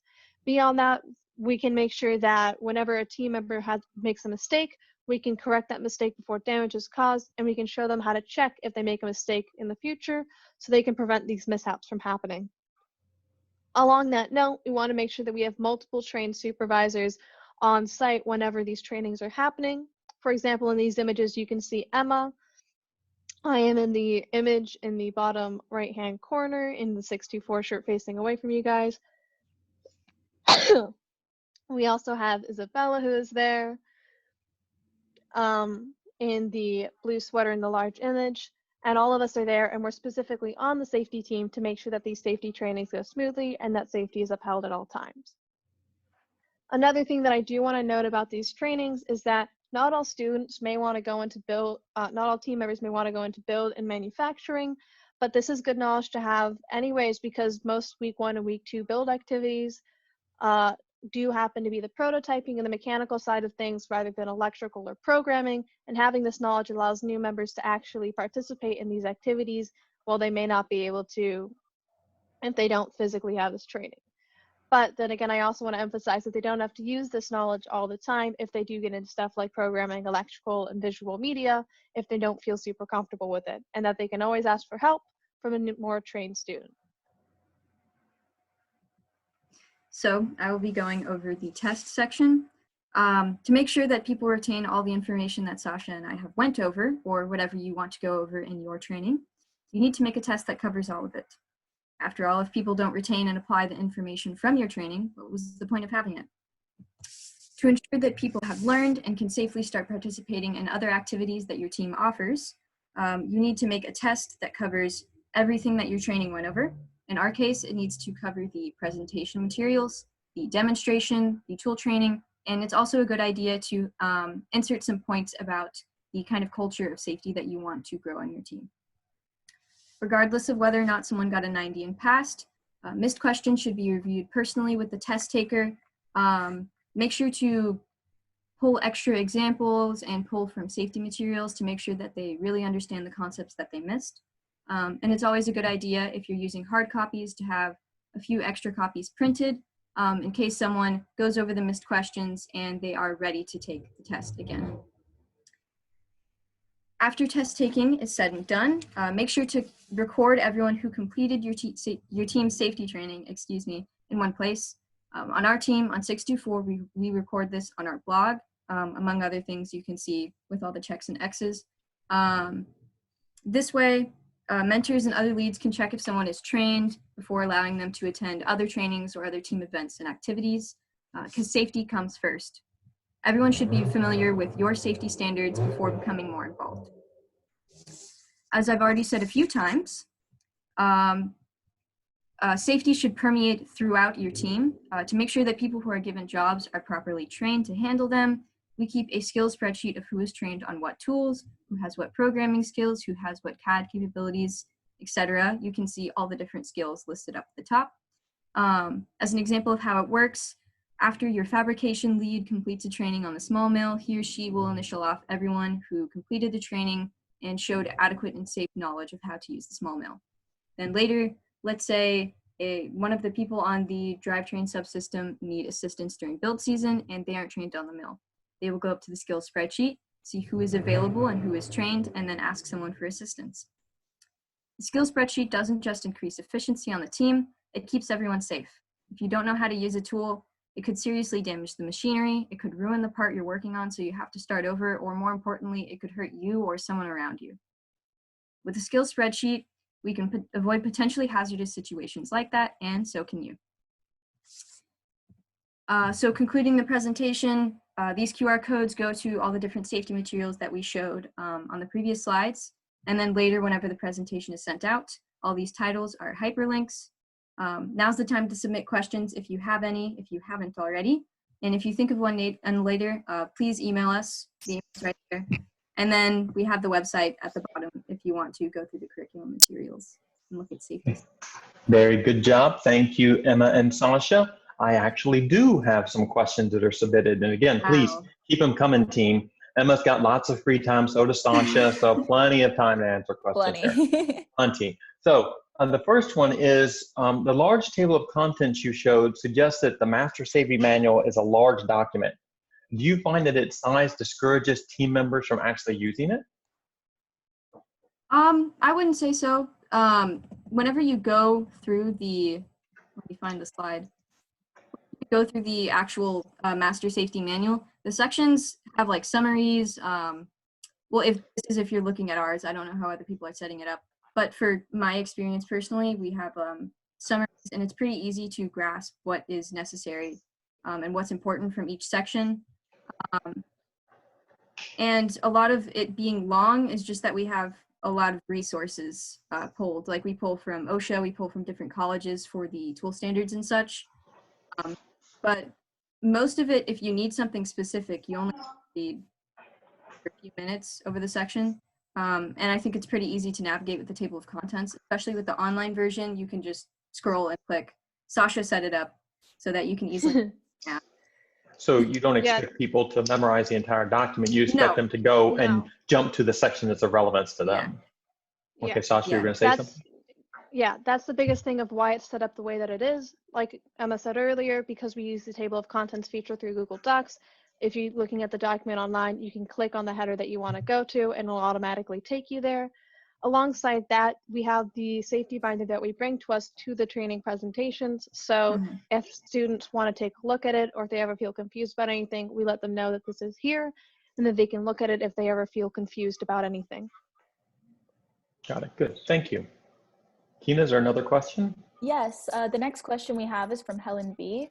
It's, how do you ensure that people actually follow safety regulations? You clearly have a very comprehensive plan, but a plan is only half the battle. Do you mean like actually using tools that sort of thing? The safety regulations that we have set up on the team in general, I think. How do you make sure that people are actually behaving safely? I guess it's kind of specific to me, but I'm pretty involved in most of the events that we have. So I'll always ask how I can get involved, or ask if I can be involved safety-wise. Like the science day camps that we held last year, I would approach whoever is running the event and make sure that proper safety stuff was instituted. I would talk about what I wanted to cover in the presentation, and I would make a presentation that I would go over at the event. And then I'd also have a form sent out that each station lead would fill out, because we had different stations, basically saying what safety materials they might need, possible risks for their station, that sort of thing. And then for actually at the build site, experienced members especially, just know that we want everyone to be safe. We want everyone to have a good time. So it's more of a culture of everyone just looking out for each other. And then as well, the safety team, my safety deputies, I have 3. Sasha's one of them, and then Isabella, who was showed in one of the pictures, and then Leonidas, he is not here, is also a safety deputy. But all of us are looking out for potentially unsafe situations, as well as the mentors. They're also looking for unsafe situations, potential hazards, if anyone is using a tool improperly. So just everyone is on the lookout for it. Everyone's responsible for safety. I'm glad that we have that kind of culture. Beyond that, we also have constant reminders that are being given by Emma, by the safety deputies, by the mentors, and even by other members on the team, as people are always keeping an eye out for it, as it's something that we've encouraged time and time again. And so just constant reminders kind of makes it into a habit for people to just keep an eye out for these sort of situations. Yeah. Okay, so I have another question here. So from Lucas, after the safety training, does safety culture become natural most of the time to most of the students, or does the safety team end up doing interventions often? I wouldn't use the word interventions. Safety moments, we have to have a lot of them during build season to issue reminders, to kind of help people remember everything and just keep that at the forefront of their mind. We have to remind people a lot, and sometimes we have to ask people to write stuff up on the incident reporting sheet, because they'll forget, or it won't cross their mind because they didn't actually get injured if it was a near miss or similar. So we definitely have to remind people in the beginning of the season, but as it goes on, people just write stuff up by themselves. They just ask when they have trouble with a tool. They ask when they need help with something and they're not sure how to do it safely. So it's definitely an overtime thing for new members, but because older members, more experienced members are helping that process, it happens a lot faster than you would think. Thank you. Kyna, is there any more questions? Yes. So does Team 624 have designated emergency response team members? And if so, does everyone know who they are and what training do they complete? From David Edelson. We do not have dedicated emergency response members. We go over emergency procedures, as Sasha was talking about in the safety presentation, and everyone is educated on how to approach a situation, where the rally point is, that sort of thing, like to turn off machinery, to clear the walkways, to leave in a formal manner. But there isn't a specific person that holds open the door or anything like that. It's just everyone knows what is necessary and what needs to be done. But that's a good idea. We could try instituting that. Mm-hmm. You mentioned CPR trainings at one point. Would that be related to this question at all? We did try to do some CPR trainings last year. It's not a specified role for who does what, like if someone faints or something. It's just whoever is capable of approaching the situation would volunteer. Okay. Thank you for your response. Okay, so I have another question here. So we've occasionally struggled with students taking an interest in safety leadership or staying engaged once in the position. How do you build interest to ensure that you have student leadership in this very important area? Question from Chase Smith. Do you mean keeping your safety people involved? Yes, how do you build interest to ensure you have student leadership in this very important area? How do you ensure students are leading the safety efforts? I think that whenever people get into the position, there's sometimes a habit of thinking safety is just a standard. You can't really grow upon it that much. So people don't think to apply it to other things. Sometimes they don't see potential tasks. So I guess just to remind them to look out for more that they can do. Like Sasha and I redid the Master Safety Manual. We tried to create more standards for events, that sort of thing, because there is more that you can do for safety. It's just a lot of people aren't thinking about it. You could look at other teams' safety programs, not just us, what they do, what you could improve upon. Yeah, I don't know what else other than that. Can you think of anything, Sasha? I can think of a couple of things. One of the things that I can think of is the safety deputy position that we've actually instituted this year. By having more people involved in safety, it kind of brings more interest to safety, especially if you're one of the people who get to be chosen as a safety deputy. Because the more you get involved in it, the more you see that there's quite a bit to do with safety. And the more that you try to encourage it, because you kind of get proud of the position and you get proud of the stuff that you're doing, as you kind of are there as in a position almost as protecting your team, making sure that they're being safe and making sure that everyone is staying happy and healthy at all times. Like Emma said, finding different tasks for you to do is another big important thing. But another thing that we did was we combined the position. It's not only the VP of safety or the safety captain, it's the VP of safety and training. So beyond just being in charge of the safety side of things, she's also involved with the training side and the curriculum and managing that sort of thing. And so making sure that she's encouraging people to keep up with the curriculum as well and keeping on top of that gives more tasks and more authority to the VP of safety and training and kind of garners more interest, as some people may find that curriculum is a little bit more interesting and has a little bit more involvement than just safety alone. The next question we have is from Nikki Robinson. She says, great presentation. Clearly 624 has an excellent safety culture. Do students carry this culture with them outside of robotics? We do Personally, encourage. Oh, sorry, yeah. You go. I've answered a minute.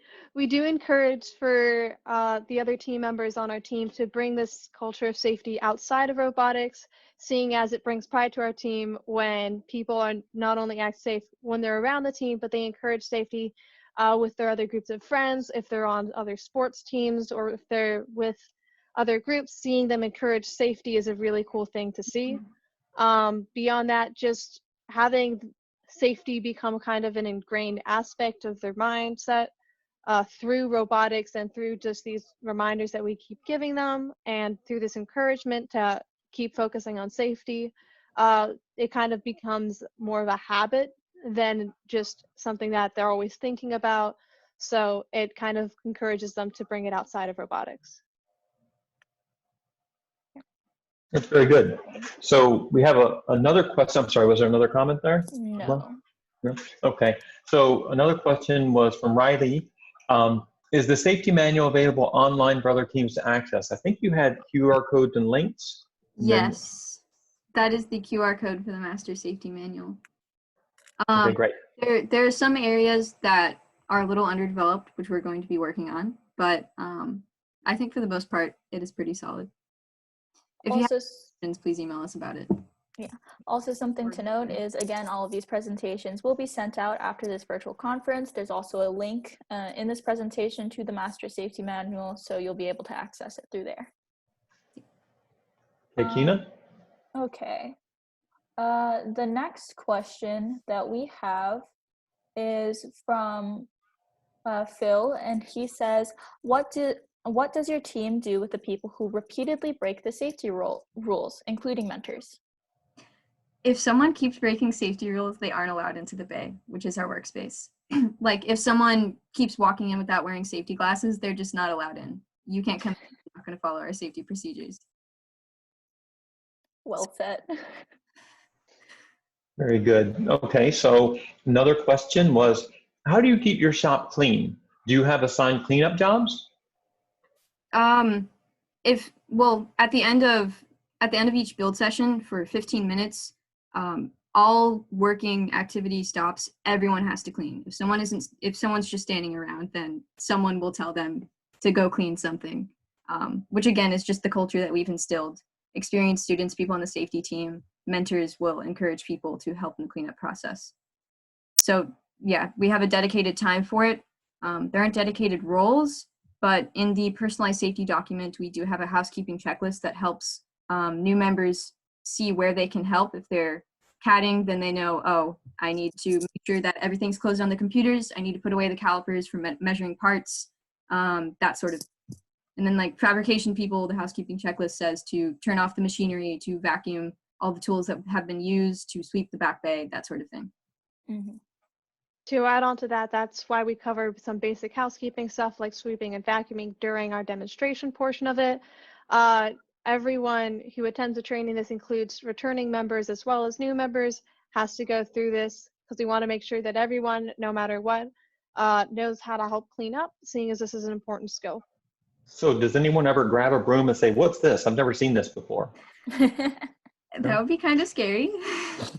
Thankfully, Unfortunately. not yet. Oh, perfect. Okay, great. Okay, let's see. So when can a new student use a tool in the bay? During fall season, we have fabrication trainings for how to use a tool, so they would use it then. Or if they missed out on the training, or if all the slots were filled in the training. During build season, if a experienced student or a mentor is available, they can also train them on those more complicated tools. Okay. The next question that we have is from Megan DeBacco, and she asks, how many mentors do you typically have watching over the students? Also, when are they present during the season? Usually, I would say like 3 or 4 are around the bay, whether they're at the computers or in the back bay working on something, available and supervising students. And then what was the last part of the question? Also, when are they present during the season? During fall season, there's quite a bit of mentors around, and then especially during build season, during prototyping phase, there's a ton of people coming to help out new students develop their ideas. And then further along as we close in ideas in build season, and between competitions when you are really finalizing your ideas, there are less students, so there's less mentors necessary to watch over them. Okay. Okay, another question is, what tool takes the longest to train students on? Probably the drill press. It's the drill press. There's a lot of very steps that go into it. Why does that take so long? So there's just a lot of steps, like tightening the drill bit in with the chuck key and making sure that it is tightened in properly, that it's centered, not on the flutes, that you've punched your piece properly and that you've punched it enough, and aligning it. It's just, especially when you haven't used tools before, it's very foreign, and it's the most complicated tool that we have in the basic safety training. So yeah, I would say the drill press. What do you think, Sasha? It's definitely the drill press. That might even take up, I think, 1/3 of the tool training time, just because it takes quite a while to get everyone through it. It's where the most mistakes happen with getting the drill bit in there properly, tightening the chuck key. Sometimes they don't tighten it enough, sometimes they tighten it too much, as then they can't undo it later on. Lining it up properly, making sure that they're not skewed. It's a lot of steps, and it's very detail oriented, but eventually, once they get through it once, they kind of figure out the steps, and it makes a lot more sense from then on. Okay, Kyna, any more questions? So we have about one more question, 1 more minute left, so maybe time for 1 or 2 more questions. Again, if they weren't answered, we'll get to your questions in the follow-on. A question from Miss Lori Button-Nettleson is, do you maintain a log of injuries, and how do you follow up if someone is injured? Maintain a log of injuries. A log of injuries. Log, yeah. Not a lot of entries. A log, yes, a log of injuries. Not a lot of injuries, I hope not. We have our incident reporting sheet, or incident reporting log. Let me find it. Yeah, we keep all of the papers whenever they're filled out. We keep them.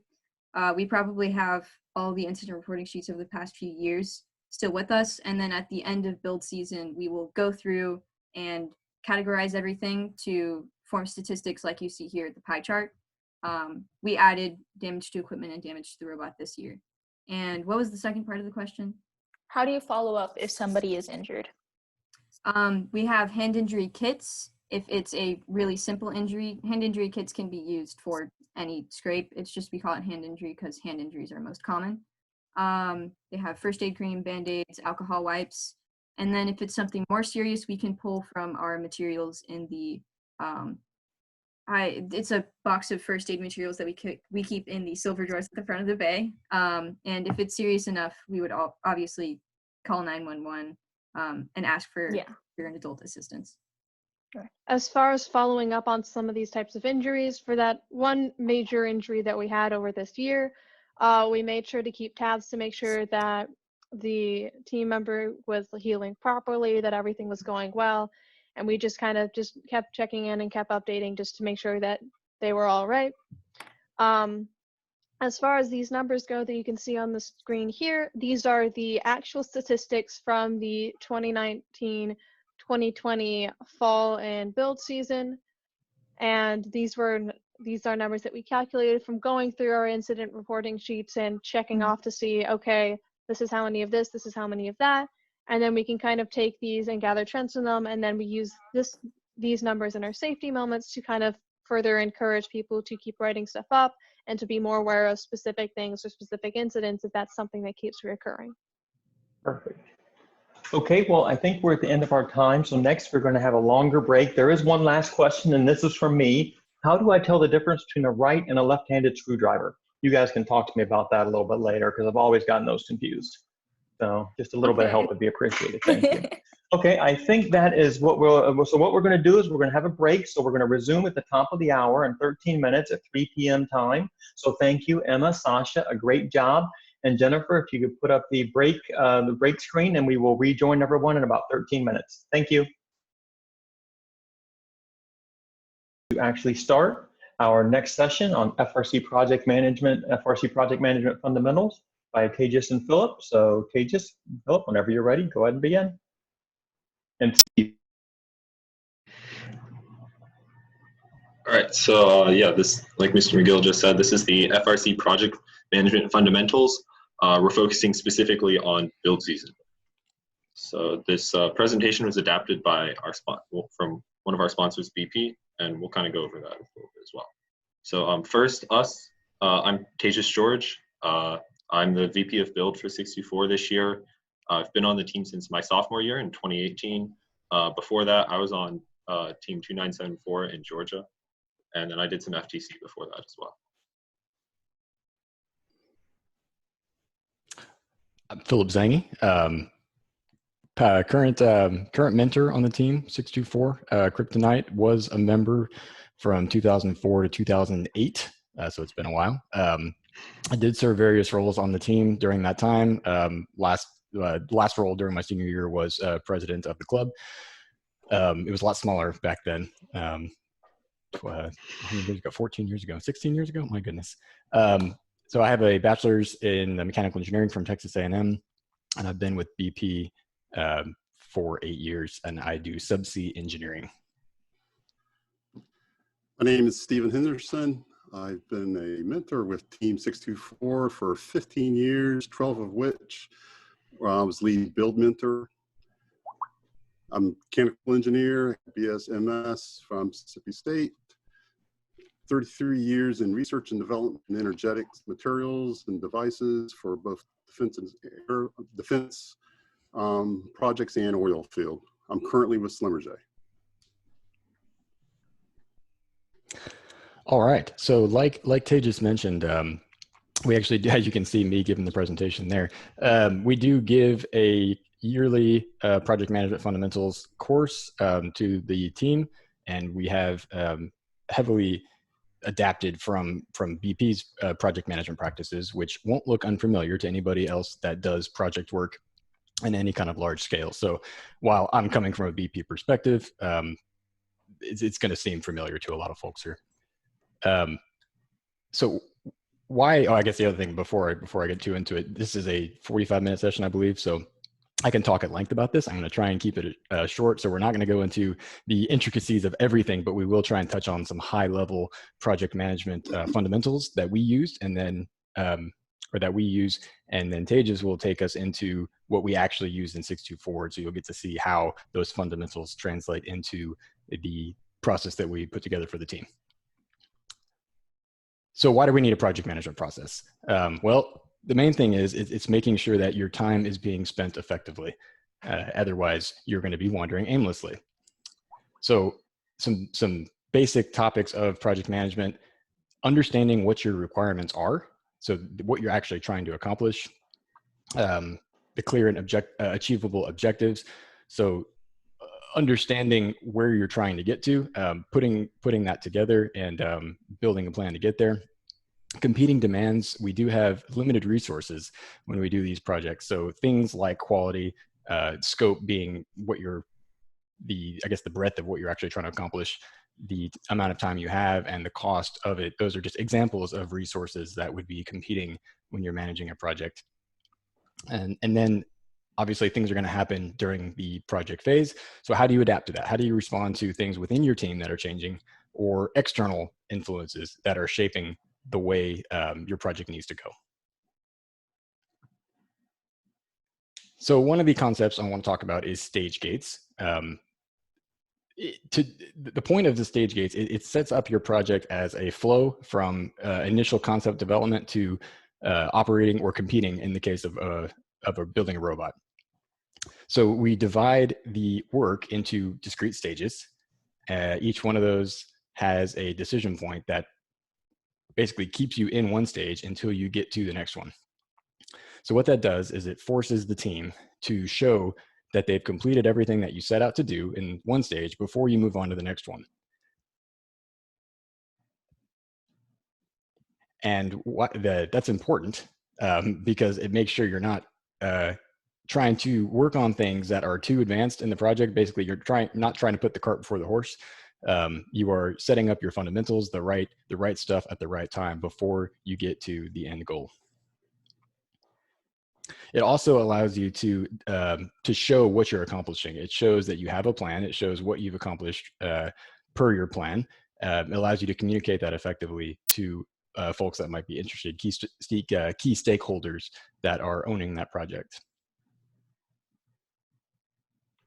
Go ahead to the next one, Tejas. Sorry. No, you're good. So the importance of stage gates. So in the early part of a project, and we'll call that concept development here, what we're seeing on the y-axis is project success. It would be a potential for how good your project could be. And on the x-axis is going to be time. So at the early part of your project phase, picking the right concept gives you a very large boost in how potentially good your project will be. A poor selected concept is not going to get you very far. It has very little potential to be a great project. And you can see that as we progress from the early concept development stages to the end, say execute or compete, the changes that you make to your project become smaller. The changes in potential, I should say, become smaller. So it becomes less likely that you're going to be able to impact the success of your project as you get later. So it stresses the importance of getting it right at the beginning and spending time to plan out your project before you rush to try and finish the solution. So just showing here some really basic concept development.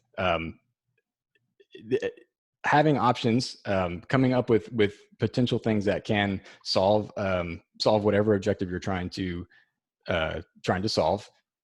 Putting those, blending them together, potentially choosing one, you come up with a concept, and then that ultimately turns into your actual project at the end of the day. So you can use basic things like brainstorming or whatever you need to do to come up with those topics, and then they end up getting distilled into that concept. Okay, so another concept, a very important concept, especially when it comes to building a robot, objectives. So Kyna went over this at the beginning, so I won't spend too much on it, but this is certainly applicable to building a robot, very much so. it's very important to know what you're trying to accomplish at a detailed level. So you can have that SMART objective be, okay, I want to be able to build a robot in 6 weeks. That's great. What do I want my drivetrain to do? How many points do I want to score in autonomous mode? How many do I want to score in the high goal, the low goal? All these things we need to define at the beginning part of the project. And that's all based on the capabilities you have as a team. It's based on the amount of time you have, based on the amount of resources. So how many students do you have? You have to think about all those things, come up with goals that make sense and are SMART objectives or SMART goals. And that kind of sets the direction that you go for your build year. This is a very detailed slide here. It's kind of showing the breakdown of how to build a schedule. So I'm going to go through it fairly quickly because I could spend a lot of time on how to develop a schedule. But unfortunately, in a robot building world, we only have 6 weeks to build a schedule. So you'll see we kind of took I don't want to call it a shortcut, but that's essentially what it is. We use some benchmarks to establish a schedule. So we're not spending all this time doing this at the beginning of the year. We basically used our history and experience to know roughly where we should be. But in general, building a schedule, you would have your breakdown of all the different subcomponents. So each line there is kind of a flow, a separate parallel flow of how to get from start to finish. Go ahead to the next slide. These flows, while they're different, they are dependent on each other. So for example, you can't finish building the manipulation or the lift or whatever you have that you're on your robot until your drivetrain's done. You can't test your manipulator until your electronics are done. So you have this web of activities that have to be completed to get to your finish. Now, this still isn't a schedule. So what you have to do is understand what your durations are. So you would assign out your durations there. And you would see how long it's going, you'd estimate how long it's going to take to do each one of those tasks. And then you can basically see, okay, what is the shortest amount of time I can get from point A, start, to point B, finish?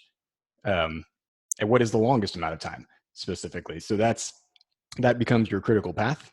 You cannot build a robot based on these estimates in faster than 6 weeks. So you know where to put your focus. We know that we won't be able to test the manipulation until we prototype our drivetrain, design our drivetrain, build our drivetrain, build our manipulator, test manipulator, and then do all those other things as well. It kind of gives the project manager, the lead, the robot lead, whoever it is, the ability to see where they might need to put a little bit more focus so the schedule doesn't slip. All right, risks. So we define risks as an event with a probability and an impact. So it's just an equation. Barriers are something that would reduce the probability of that event even occurring, so it prevents it from happening. And mitigations are something that would reduce the impact after it's already occurred. So an example, let's say the risk event is material ejection from a grinding wheel. So we know this can happen. Grinding wheels can burst apart, or things that have been lodged in them can come flying out. So barriers to that even happening is inspecting the wheel to make sure things are not lodged in there and that the wheel's not cracked and it's in good shape, and training your personnel on how to properly use it so they're not damaging it. That will prevent it from even happening. This doesn't happen often, so I've assigned a qualitative probability here, and that's okay. It doesn't have to be an actual frequency or number like that. The impact, so what actually happens when the piece comes flying off? You could definitely hurt someone. So now that the piece has come flying off, what do we do? Well, we try and prevent it from actually hurting someone. So the piece is flying in the air, it hits a face shield. Great. So we stopped that from occurring. This would be counted as a near miss, but we had our PPE on to prevent a student from getting injured.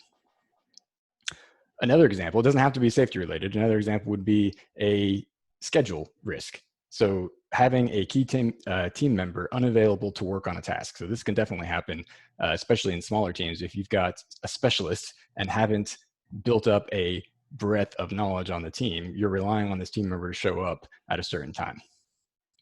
There's nothing you can do about that. If they're not going to show up, they're not going to show up. I guess the barrier would be to have that breadth and train your students ahead of time so this doesn't happen.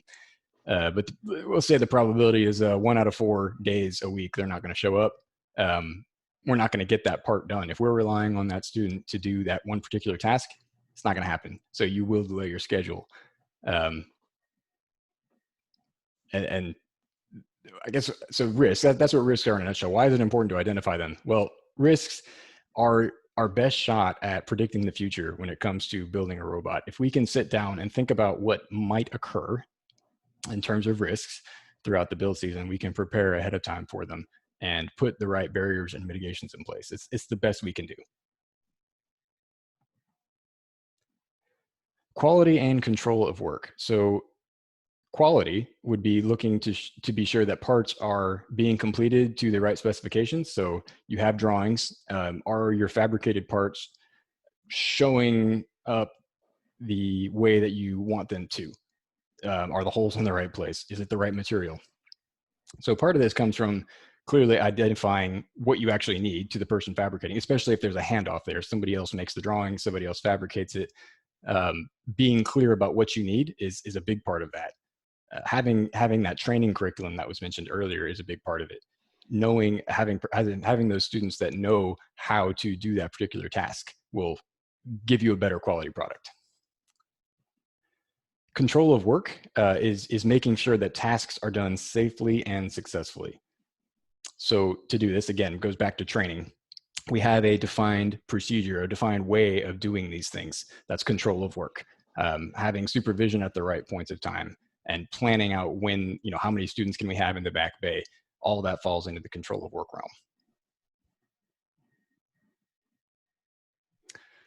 Management of change, another good topic here. So I did allude to that in the beginning. A scope change would be something that results in a increase or decrease to what we're trying to deliver. So say we have a strategy, we're building a robot, we have a plan to do 3 tasks. We want to score in the high goal.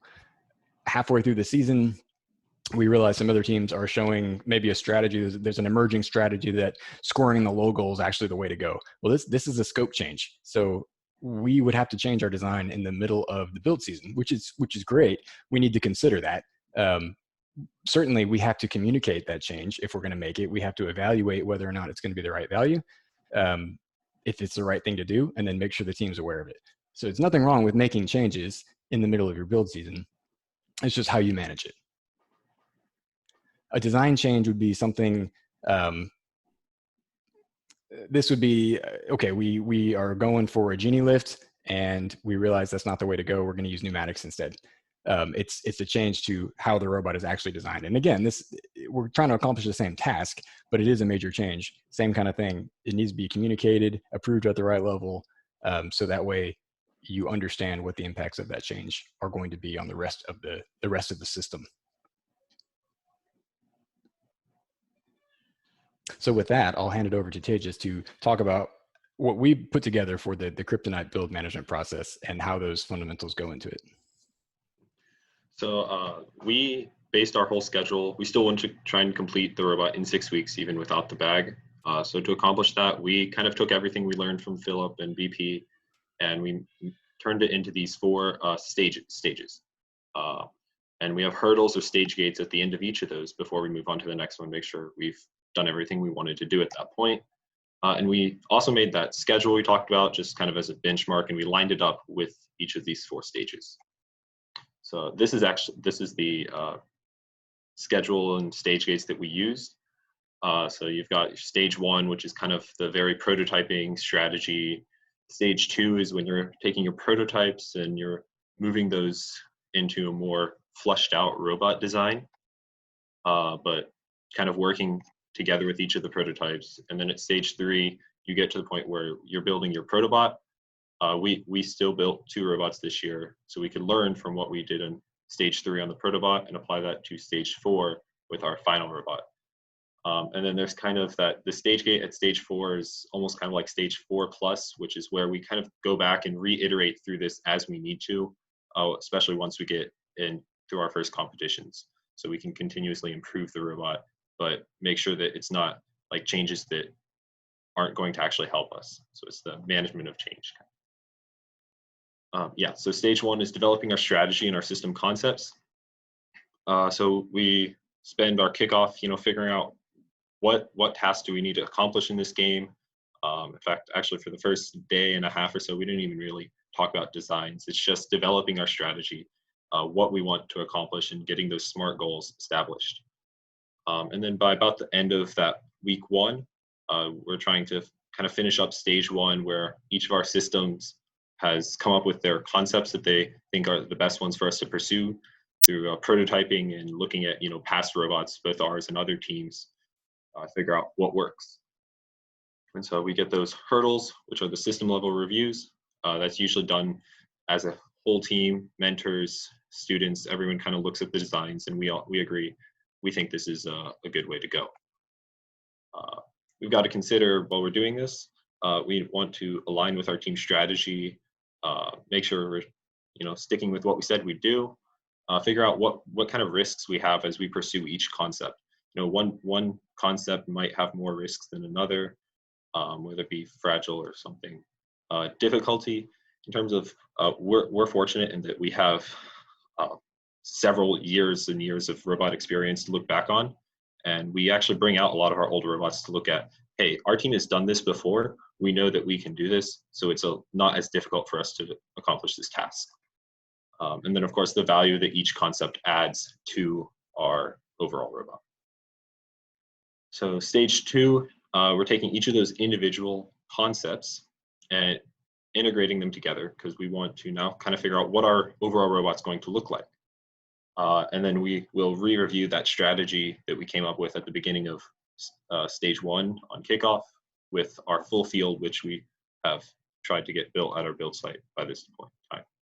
Our goals to output from this are our robot design, what the robot's going to look like, our semi-final team strategy, because that might change in the future, and then also the programming plan. So we're working with the programmers, make sure, hey, we're thinking that we're going to have an arm controlled by 2 motors that'll lift the robot up, and so they can go ahead and kind of start figuring out what they need to do on their end to support that. And then we have a full robot design review, which is similar to the concept reviews, except this time it's just with the whole robot.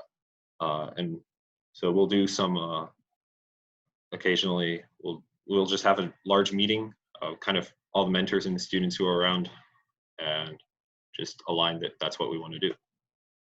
Stage 3 is when we start getting into our CAD base and a lot of the more details of the designs that we're pursuing as we're assembling the prototype, because now we need to start having CAD drawings for, hey, these are the parts we need to cut, this is how we need to cut them.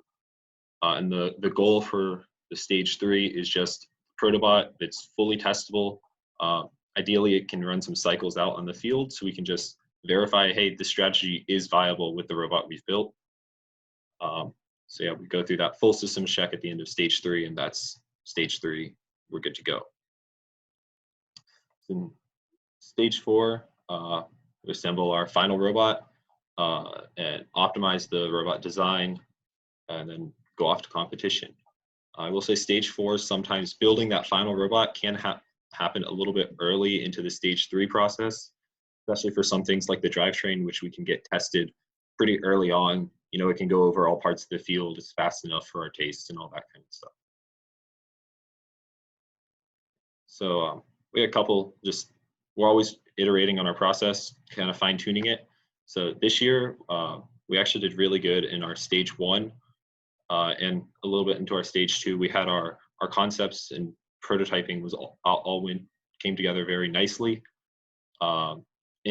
Specifically the intake hopper and shooter systems all worked together really well to make sure we were going to manipulate the ball exactly as we wanted it.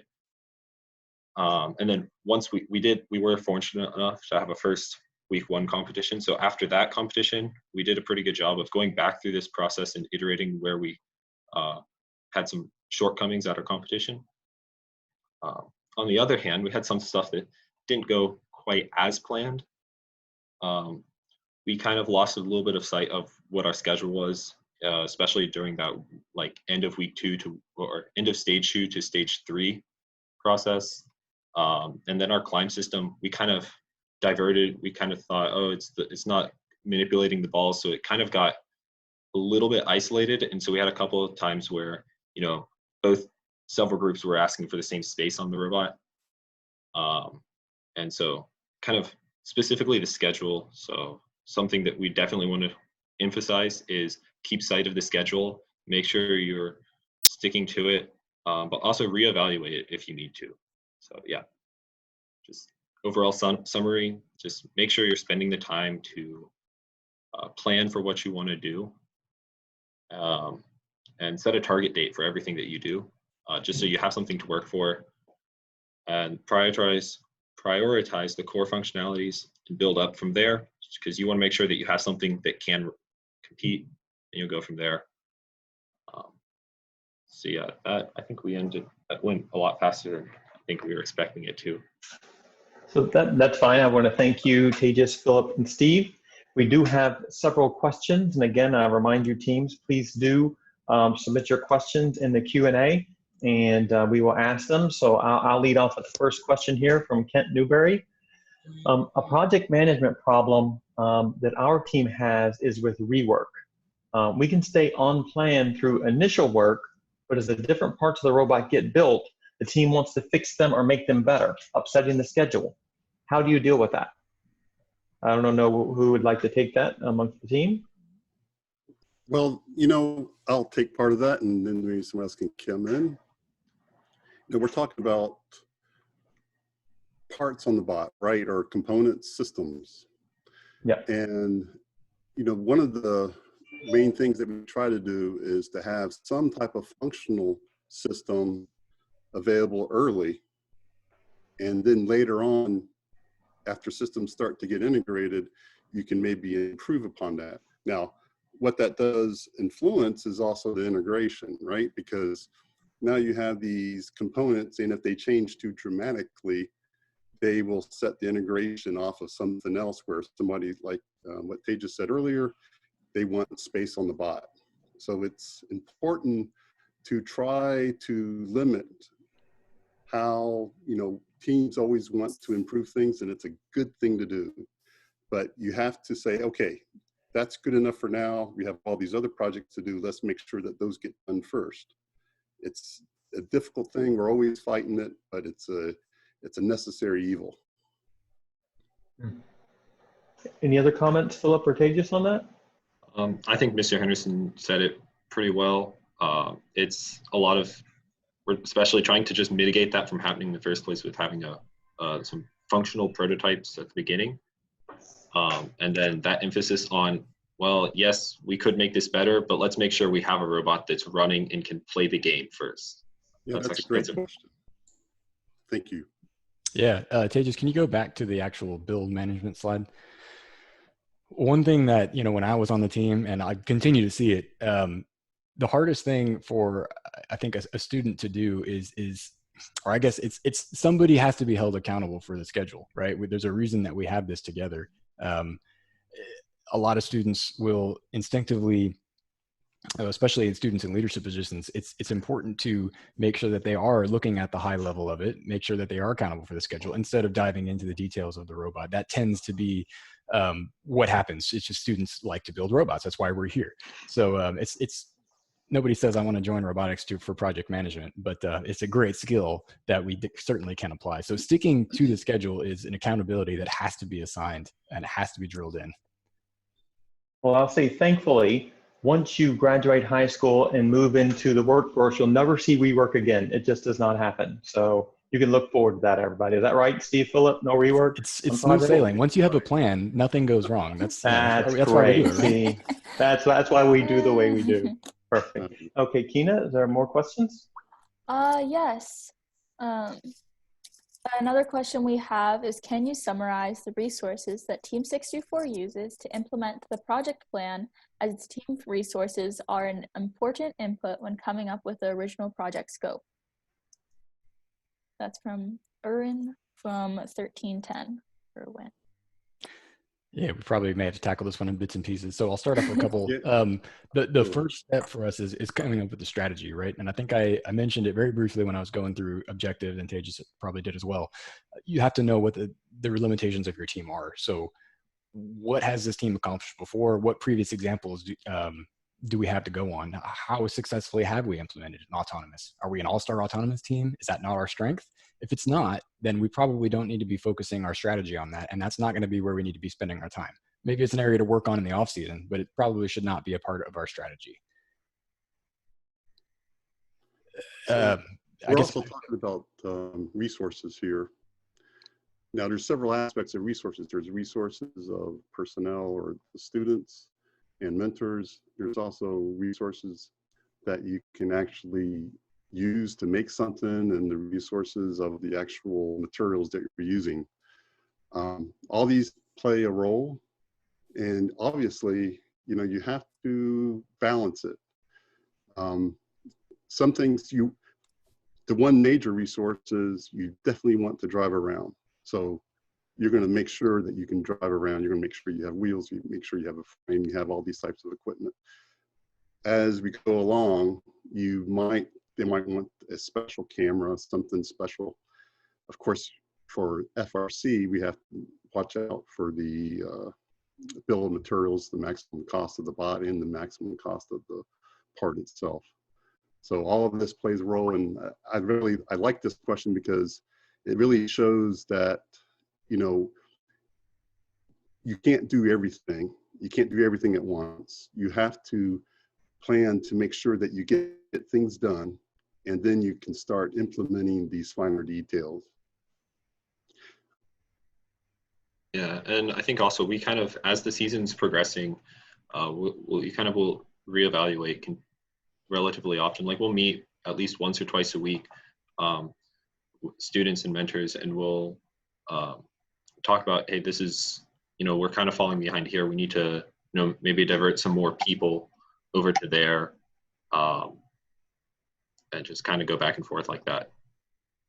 You know, since you have this slide up, you know, this is my favorite slide.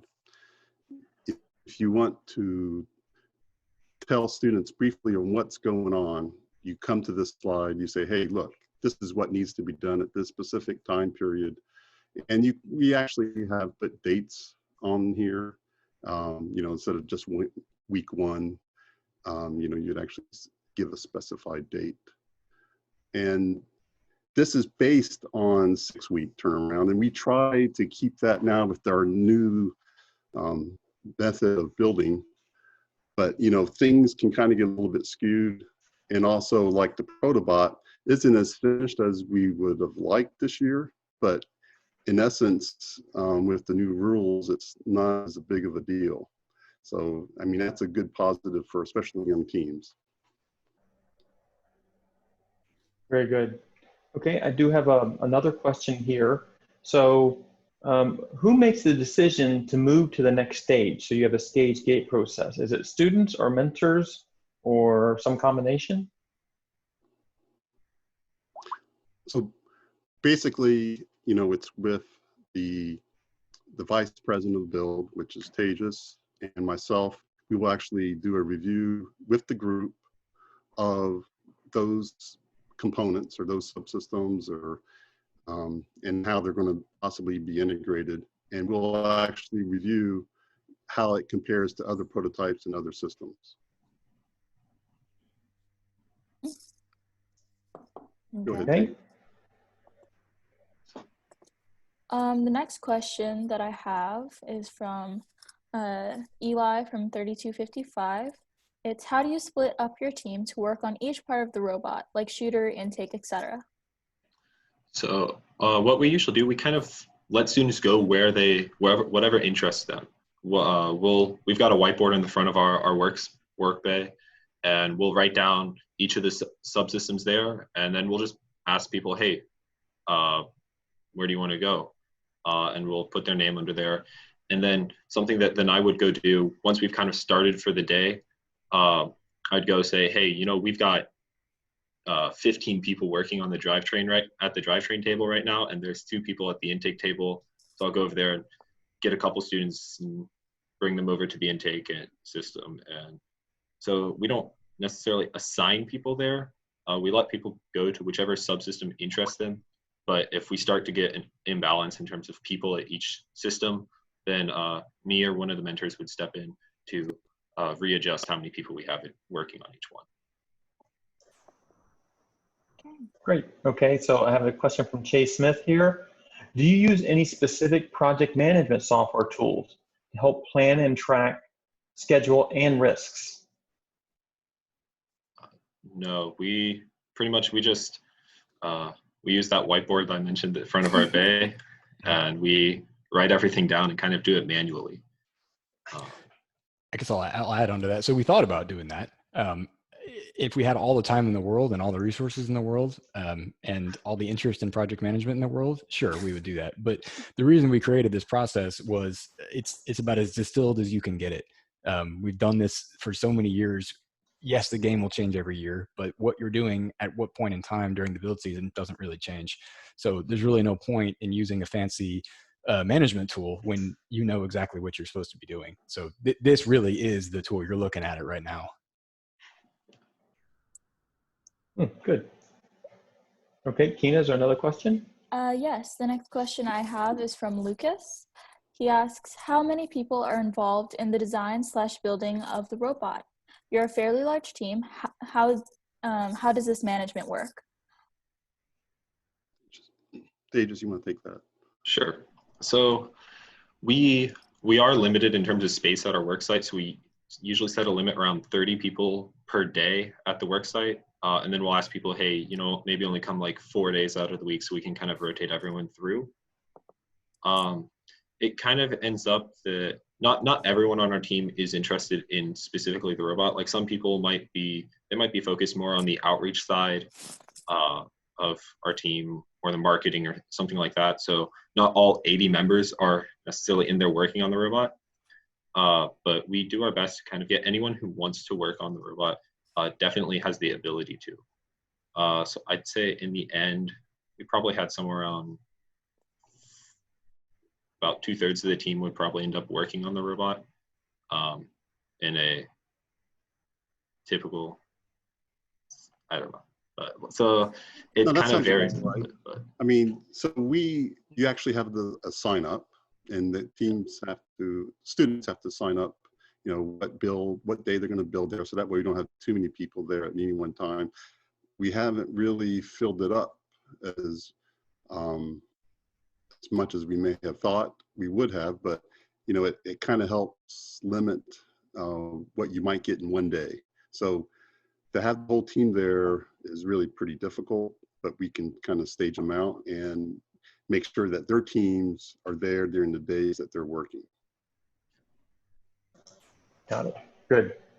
So I guess sort of related to the question, how do you keep students on task and within the project schedule? I think that's kind of difficult, and you know, there's no significant punishment other than the fact you say, okay, you know, we're not going to let you lead on that project or be part of that anymore. You know, you haven't been able to meet those timelines, but it's a pretty difficult thing. I think it's something that everybody struggles with. We have more of a student-led team, and that kind of makes it even more difficult because you have to get the students involved in working with these students that maybe something else at home or something, other coursework, you know, because being in school is one of the most important things. So these types of things take precedence over what we're trying to build sometimes. So, you know, trying to get all that integrated is still a challenge, and I wish there was a easy answer other than the fact that don't overload any one student. You know, these are the things that you can do. You can spread it out, do lots of training, make sure you have backups for everybody. You know, make sure that you don't have some critical person like we had last year, Tejas, that was working on the manipulator. And, you know, he had his time, and it was way too big of a job for one person. And so you have to make sure these are split up. Very good. So I have a question here, actually, from Philip and Steve. I understand, based on what you said earlier, that the project management process is based on BP standard and project management practices. what do you see as some of the key differences between that and the FRC project management? Key differences? Yeah, so I mean, the bog standard industry project management process is going to be a long-term kind of thing, right? That's the biggest difference. It's a 6-week dedicated time frame versus whatever you need it to be, right? Multiple years or what have you. I'd also say that the other enormous difference is that you have students that you're trying to teach through this whole process. So it's really a different ball game. It is a project, but it's not the same type. Yeah, one thing about this management slides and this whole presentation, one part is basically more corporate, right? It's very straightforward. It's accountable. You know which people are going to be involved. It's very straightforward. It's straightforward in that method, and such that you know who's going to do it and who is responsible. In real life, with FRC, excuse me, and the way that we want to work on bots, it's much more agile in some ways. And when you come back like to this chart that's up on the screen, certain things don't always happen exactly the way you want. To be perfectly honest, your one mechanism may take a lot longer to develop because there are complications, something doesn't go right, it doesn't hold the ball, it doesn't pick up the ball, it's clumsy, it's too hard to program. You have to take all that into consideration, right? And if you don't come back and look at what you got, it becomes a bit of a setback. So the management structure here is always a little bit more agile in real life, and in which case we try to make sure that we follow certain guidelines, because it does allow students that have never done anything to say, hey, this needs to be done, this needs to be done, this needs to be done. Very good. Kyna, did you have other questions? Yes, the next question I have is, what was the biggest issue you had with integration, and how did you manage that? How do you plan to account for that in the future and improve integration? The biggest issue that I think we had this year was probably the hopper group wanting to make, the hopper as wide as possible to make it, because it made it a little bit easier for them with sorting out the balls into one line. But then also we wanted the climber wanted some space on the robot as well. And so that was probably the biggest integration problem that we had was, how wide can the hopper go before we start to compromise the climb system? So, and I think that the solution to it is honestly just a lot of communication. All the groups need to be talking to each other, have the mentors, the build lead, whatever that position is on your team, all working together to constantly communicate, make sure, hey, is it okay if I take up this much space on the robot? On the back end, can I have 10 inches of space or something like that? And also having like physical prototypes made definitely helps with integration as well, because it allows everyone to kind of get a physical sense of how big this thing's going to be, where it's going to fit on the robot, how's it going to fit in with something else on the robot. So communication is just honestly the only thing you can really do to fix it, I think. Okay, great. So actually we have several more questions here. So how does your team, so this is from Phil, how does your team make decisions regarding the scope of work, functions a robot will have, and how a robot function will be executed? Do you vote or use some other mechanism? Usually it's like a kind of a group discussion for the most part.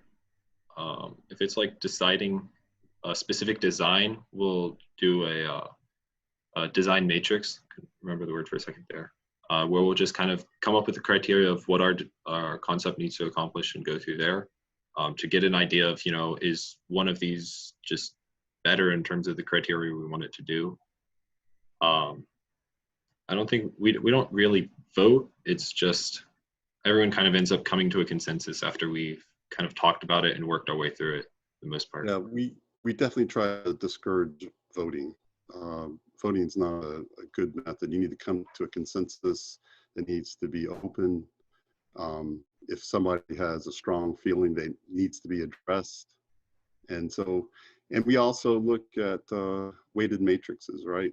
And actually kind of to help decide which way to go.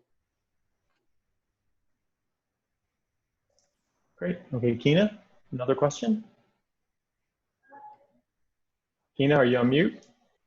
Yes, I am. The next question that I have is, do you think the removal of stop build day, or the ability to modify a robot all the way until world championships, dilutes the goal of the project management process? No, I think it's a little bit harder to be firm on certain due dates. So I think it does influence it for sure.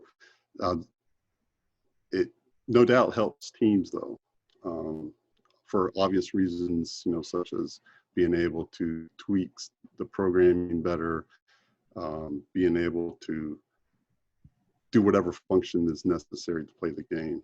So I think it's a positive, especially for younger teams. I think if anything, it makes the whole project management process more important, because I feel like it's a lot easier without having that defined, hey, we have a bag that this robot has to go into in 2 weeks. I feel like it gets a lot easier to lose track of time and think, oh, we're not in this until a week 3 competition. We have plenty of time. We can kind of back off a little bit. So if anything, it makes the project management process more critical to team success. Philip, what do you think? This is different than back in your day. What do you think about the new change? Yeah, no, I think I agree with the other panelists. It's just because the stop build day has moved, or I guess you have a flexible end date. That doesn't mean that you have more time to build. Really, nothing's really changed in that regard. You just aren't building in the middle of a competition anymore. It's still important to actually have a working robot. So you still need some sort of system that gets you from point A to point B. It just gives you maybe a little bit more flexibility now. That's the quote of the conference, ladies and gentlemen. Write that down. It's still important to have a working robot. I want to make that the theme of this conference. Very good. Okay, so I do have another question here. So from Eli, how much time do you dedicate to drive practice, and how do you integrate that into the schedule? Drive practice, I don't think we've ever ended up having as much as we wanted to, because I think that's one of the things where more is almost always better. Generally, as soon as we have that testable protobot, we're having the drivers play with it. Honestly, as soon as we have a drivetrain that can move around the field, we're figuring out our drive team, and we're having them go ahead and play around with it. Is it too fast for them? Do we need to maybe change the gearing a little bit? Are the controls right? So it kind of starts probably around stage 3 that we really start doing anything that would be called driver practice. But then after that, it's just as much time as we can get them behind the robot playing the game. We do. Great. Kyna, do you have more questions? Yes. The next question I have is from Phil. He says, how beautiful do you make your prototypes? Do you use the same types of material that you would use in your final mechanisms? This is a great one, because you can see we only have a week to do our prototype. So I'll definitely let Tejas and Steve talk about that one. Yeah, they're definitely. We try to use a lot of wood, basically. A lot of materials that are cheap and we have laying around, and we don't like to use what we would typically want to use on the main bot. Yeah, occasionally we might usually it's just, we've got like a drill and I think it's about 12 inches that it needs to be. Let's put the bearing hole here and see if it works. Sometimes, usually after like that first initial phase of prototyping, when we get into stage 2 where we still have some wooden prototypes floating around, we might CNC cut a couple of things to just verify intake geometry or something before we cut it out of Lexan or aluminum. But generally, the whole idea of prototyping is just get it done, and if it looks terrible, it doesn't matter. It's okay. As long as it works. As long as it demonstrates the concept. Yes. Right. Good point. And that actually goes into it. So if you already understand how a concept works, why are you prototyping it, right? So you can end up wasting a lot of time having a group of students really just working on one prototype when we have a robot that did the same thing last year sitting right next to you. Definitely something to watch out for. Good point. And you don't have to re-engineer if you got something already working. If it ain't broke, don't fix it. Okay, so another question here. So what's the difference? You mentioned hurdle, and I see hurdle here. What's the difference between a hurdle and a gate? I can explain that one a little bit. It's at the bottom a bit. So a stage gate implies, you know, a hard stop, right? So you can't move on from stage 2 to stage 3 until everything that you've got listed for stage 2 is done. The reason we put the hurdle in place is because we know some subsystems will complete their concept faster than others, and it's okay to start moving into a little bit more design work on those to move from stage 1 to stage 2. Moving from stage 2 to stage 3 though is when you actually start manufacturing. So we don't want anything going through manufacturing unless the system has been designed, because then it's too late to turn around. That's the main reason that we have a hurdle on stage 1 and stage 2. It allows that kind of back and forth and resource reallocation. And then that manufacturing is what we're trying to avoid, is starting work on something that hasn't been designed into a system. Great. Okay, Kyna, more questions on your side? Are you on mute? Yes, I am Okay. unmuted. Yes, the next question is, how do you determine drivers?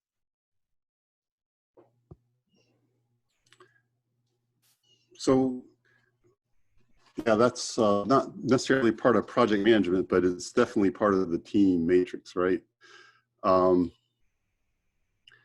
So what we do is we actually have a written test that we now are making all the students take, and it actually looks at rules of the game, robot rules, you know, so that's becomes more specific in how the robot's built, safety rules that we have on the team, and also some team information on, you know, how long has 624 been around, you know, do we spike our hair green? You know, these can be relatively simple questions, including what type of battery do we have on the bot?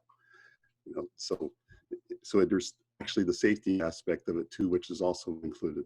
So there's a test for that. For those students that want to try out for like a driver, we actually have a driving test on a field.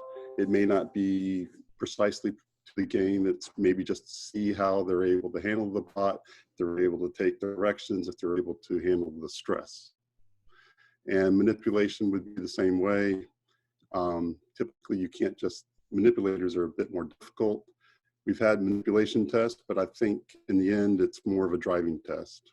If they can drive the bot, they can manipulate. And then for coaches, we have an interview for the students. We don't have an adult coach on the field. We have a student coach, and so we actually interview them. Human player, we actually will get them to see if they can physically handle and work with the components of the field to make sure they can do it in a timely manner. Very good. So I have a question here from Eli, which actually is an interesting one. Do you disassemble your competition robots after each season, or just the protobots? And if so, why? Generally, it's just our protobots, because we do like to keep our competition robots around, particularly go and do demonstrations at, you know, whatever outreach events we have, and then also so we can, when we're coming up with concepts, we can see past robots, how they worked. Sometimes we will take apart some competition robots, you know, if they're not necessarily great for demos or something, or we're running out of space where we store our robots, but we try and keep them around when we can. Yeah, unfortunately, we had to take apart one of our best competition robots because it just wasn't demonstratable at, you know, it was the stacking bot for the crates, right? Mm-hmm. Yeah, 2015. Yeah, 2015, and unfortunately, we had to gain space. It was huge. It was big. You know, and you only have so much space to store something. And there were actually components on there that were useful, so it got demised. Sometimes you got to scavenge. Indeed. So, okay, so another question here. Has your team ever had any root problems with getting materials or parts for your robot on time? If so, what would be the next step to solve this problem? Sounds like Robert's been impacted by this. Yeah, Tate, you want to take this or you want me? Yeah, I can talk about this. So we definitely have had issues with that. I think everyone has probably had issues with getting the green compliant wheels when they want them. We try and, before build season in the fall area, we try and make sure we just have a relatively good stock of parts, just generally around across the board. You know, just like some intake wheels, drivetrain wheels, gearboxes, all that stuff. So we try and stock up before we think we need them. And then when we run into the issues of, hey, it's week 5, we can't get this part in for another 2 weeks, and we have a week 1 competition, then we just accept that we need to look into, you know, are there any similar parts we can swap this out for? And just, I guess at that point, we have to change the design to accommodate what parts we have. We've got to build something that works with what we've got. Yeah, we actually had some parts coming in from China this year.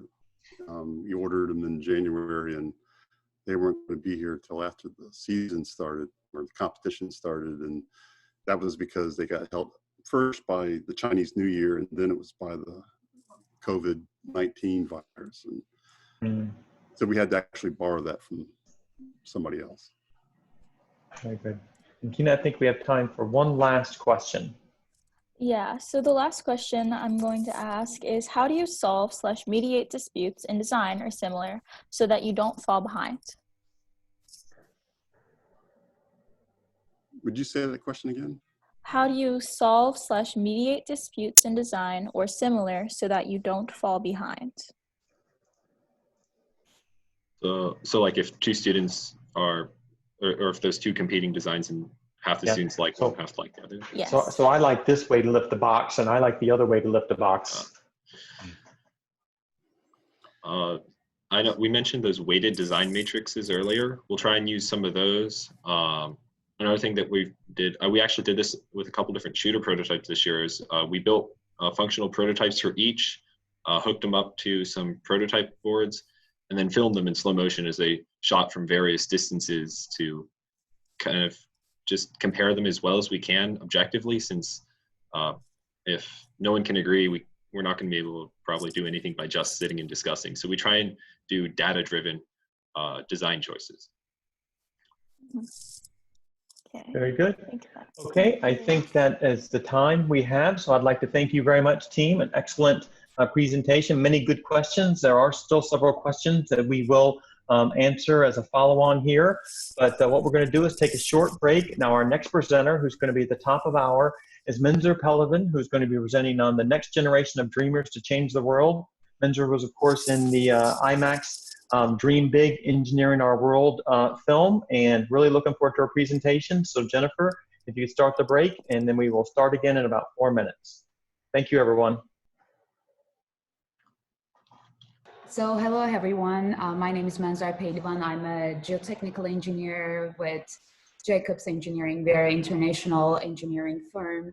And I work out of our Bellevue office in Washington, but I'm no stranger to Texas. In fact, the first time that I moved to the United States was to Austin, Texas. That's where I went to do my graduate studies, which we will talk about. I will spend a little bit of time talking about what I've seen in the past couple of years and like how important it is to basically motivate the next generation, basically you, to understand and like to give you the background that you are the people who will be changing the world. So today I'll be talking a little bit about like what are the challenges that we are experiencing right now within the engineering world, what is currently changing, and what we should be seeing as the future. Before I start my talk, I want to start with this sculpture located in New York City. And while we're talking about New York City, I'm very heartbroken with all the COVID-19 cases that is happening in New York. I used to live in New York before I moved to Seattle, Washington, and it still has a very special place in my heart. And in New York, this particular sculpture that is in Wall Street, standing in front of the very famous pool sculpture that has been there since 1987, is very special to me. When you look at this, if we were doing it not virtually, but in person, I would ask you, what do you see when you look at her? Now that I cannot do it, I will just like continue with the presentation. But like what I see when I look at her is this fearless girl, which in fact is the name of the sculpture. But it is the fact that she can stand in front of that pool without any fear, so self-confident, and she knows her place. When I will be talking about this presentation, I will share some of my experiences, and it's gonna be more related to the proposition, like I will be using she, but when I say she, I really mean everyone who might not feel that they're a fit for the type of career or the future that they want to build. So if you're looking at the fearless girl, the reason why it is special to me is maybe it is the leader that I want to see in the world. Maybe it is a leader that I really want to become. So when we are talking through the next couple of challenges and go through the next couple of slides, I really want you to think about her and keep her in that image and part of your mind. As I said, I grew up back in Turkey, so I did not know about Dr. Seuss, but I wish I did learn about it a little bit before. One of my favorite books that was given as a gift to me when I was completing my PhD by one of my advisors was All the Places You'll Go, but I'm rephrasing it for she. So she knows, the fearless girl knows she's off the great places. She has brains in her head. She has feet in her shoes. She can steer herself in any direction she chooses. But what direction can she really choose? And what are the effects, like influences that will really guide her to choose that direction? And that will bring me to challenges. There are several challenges that will prevent her maybe seeing all the options that she's open to.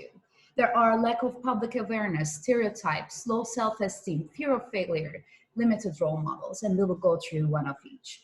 Let's start with lack of public awareness. Who knows? Well, I mean, you guys know it because you're a part of the FIRST team, and this is really why it is very important to have this kind of like the groups to help you introduce you to engineering. But if you were not fortunate enough to be a part of the first experience, if you are in an area where you are not necessarily surrounded by any engineers, then generally public does not know what an engineer do. After the release of Dream Big, which is an engineering related documentary, we will talk about it, I would get the chance to go around the United States and get to meet with public in so many different states and the cities. Every single time before introducing myself as an engineer, I asked them, do you know what does an engineer do?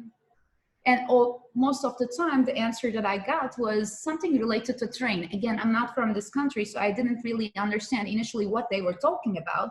But after when I was talking to a friend of mine, I'm just like, you know what, they always talk about this train, but I don't understand, you know, there are mechanical parts, maybe it is engineering in some part, but not why just train. Then somebody said like, Menzer, they're called engineers before driving the train, and that made sense. But general public does not necessarily know what engineering is. We do have an idea when we talk about the doctors, we do have an idea what they do. We do have an idea what they do for like lawyers, but engineers, not so much.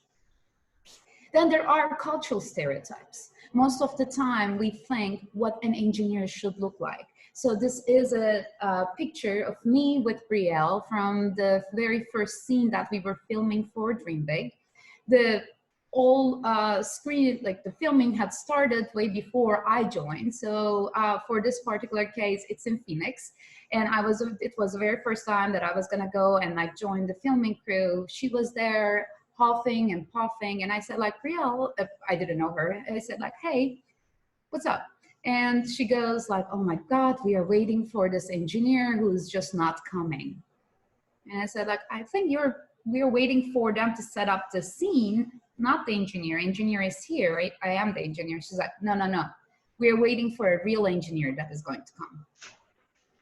And I said, well, I am the real engineer. And this is, I'm not making this up. The next thing she says is like, not an actress acting like an engineer, a real engineer. And I said, well, Brielle, you know what? I do have bachelor's, master's, and a PhD on engineering. And I've been working as an engineer for the past 3 or 4 years. So I'm as engineer as someone would get. And she looked at me and she's like, are you serious? I said, yes, I am serious. The next thing she said was very stunning because she said, so I can look like you and I still be an engineer? I always wanted to be a lawyer because I want to dress nicely and engineers can't. There's no such thing. But why do people think that? Because this is the picture they have for an engineer. If you do not know any engineers, I know because I have so many engineering friends, none of them really looks like this guy, but for the general public, this is the image an engineer has. And it was over and over again, when I asked what engineers do, I also asked them, just draw me a picture of an engineer. What would an engineer look like? And every single time there was a guy, never a woman, and there with a pocket penetrometer in his pocket, and then like, you know, glasses probably broken, pretty much this guy. So there are cultural stereotypes that you need to overcome. And then there is the ability stereotypes that show up. It is very interesting, but the studies show, and then it is not just one study, several studies. This is from Microsoft.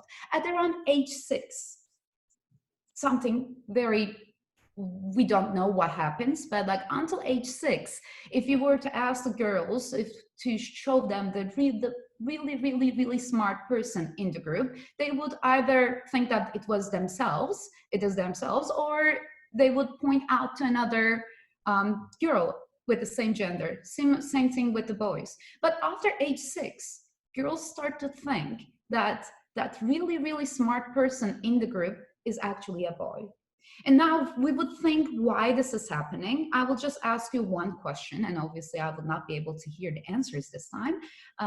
But let's just think about 2 cases. A girl that is getting like all the the high grades in the class, and a guy that's getting all the high grades. The guy is most of the time is referred to as, oh, he's really smart. And for the girl, what we would use is, oh, she's really hardworking. It is very rare that smart is tied to the girls. And this is not, again, I'm not just saying this for the girls, but this is also like the part of like the different stereotypes that might be somehow related to how we look at the time. And this is actually a comic on the side from the Harvard Business Review, which it is, you suck at math versus girls suck at math, and that just strengthens the point.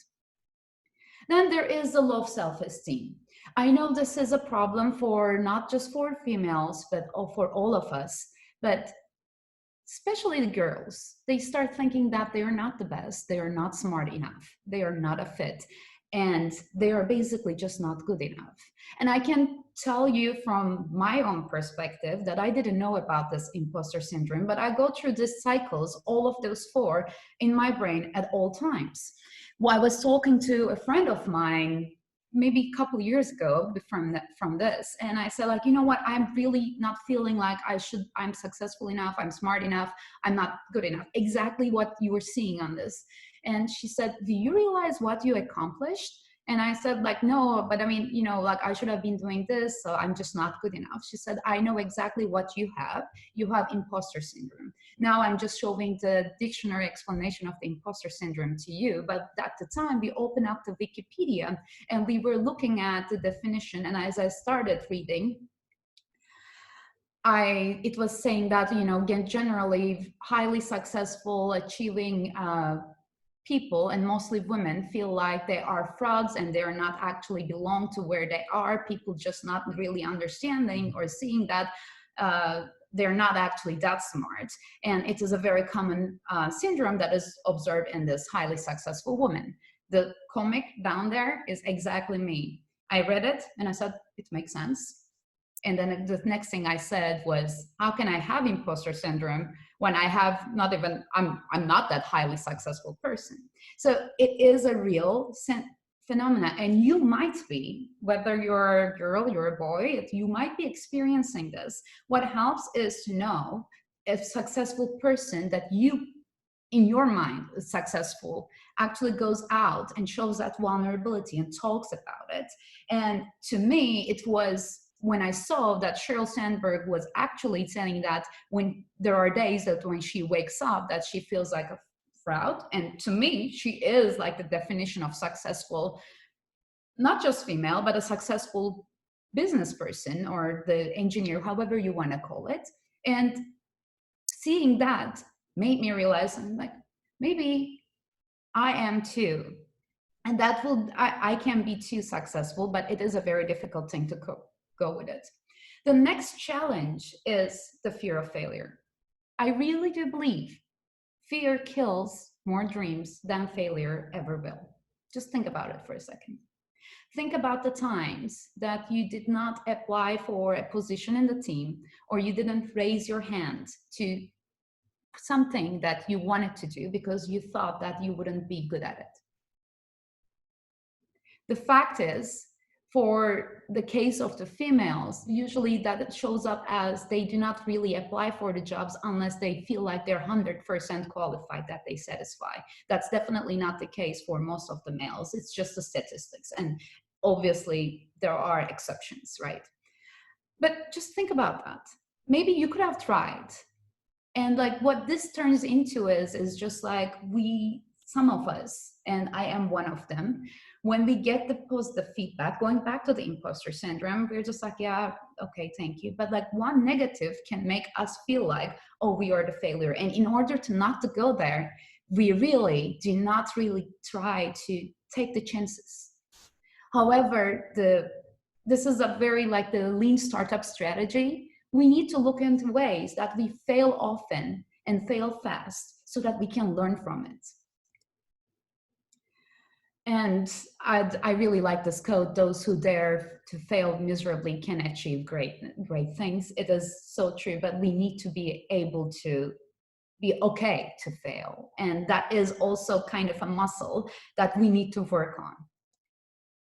And of course, going back to the very point that I was talking about the imposter syndromes and throughout all the challenges, we need role models.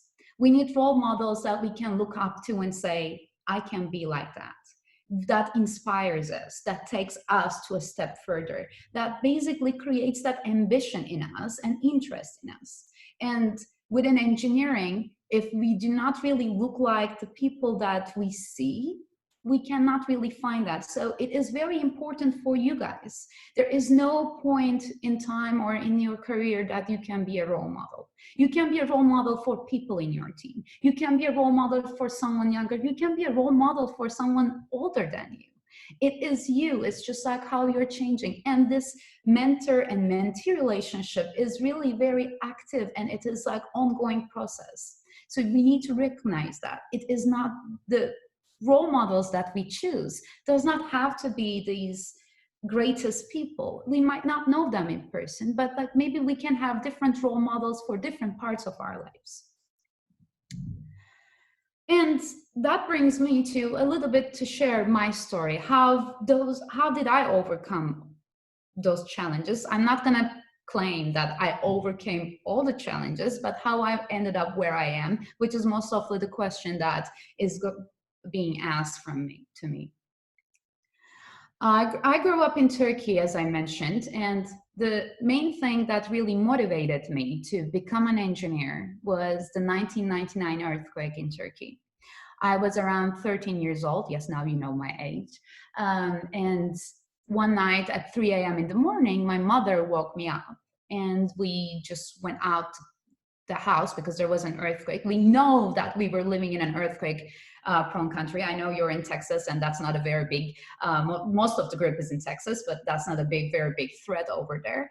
but we knew that this can happen, but nobody was prepared. We spent the night in the car, and in the morning when we came back into the apartment, which it was safe in the area that I was at, we opened the TV and these are the images that we saw. This is a city that my mother spent around like 6 years when she was a teenager. So it was not a totally disconnected place. The 1999 earthquake basically took 6 blocks across the whole coast that you see here. And you can see the, you know, sports complex, amusement park, that they went all down into the sea. And you know what? It only lasted 45 seconds. 45 seconds, more than 17,000 people died, more than 50,000 people injured, more than 250,000 people became homeless. It was a magnitude 7.2 earthquake. It is not a mega earthquake, but we were not ready. We were not prepared. So that started in my brain asking that question. And do not take me wrong, I was always good at math, but it was not what I wanted to follow. I was not the person who was like very, how would I say it, like the crazy to go to school. I was like really into designing clothes. I was also really into becoming an actress. But like after this, I was, wait a minute, really? And how does other countries, how does earthquakes affect other countries? I always, though, wanted to be someone who can be in charge. It's like, that's what motivated me since I was younger. And one of the decision makers in the civil engineering in Turkey has, like, if you were to look at all these government people, or like the key people who are really making the decisions, as Turkey being a developing country, they would always have this tie to construction and civil engineering. And that's why I wanted to become a civil engineer. Well, me deciding that when I was in high school was not enough, because this is my school, the class from the 3rd grade, last grade, and the senior grade in high school.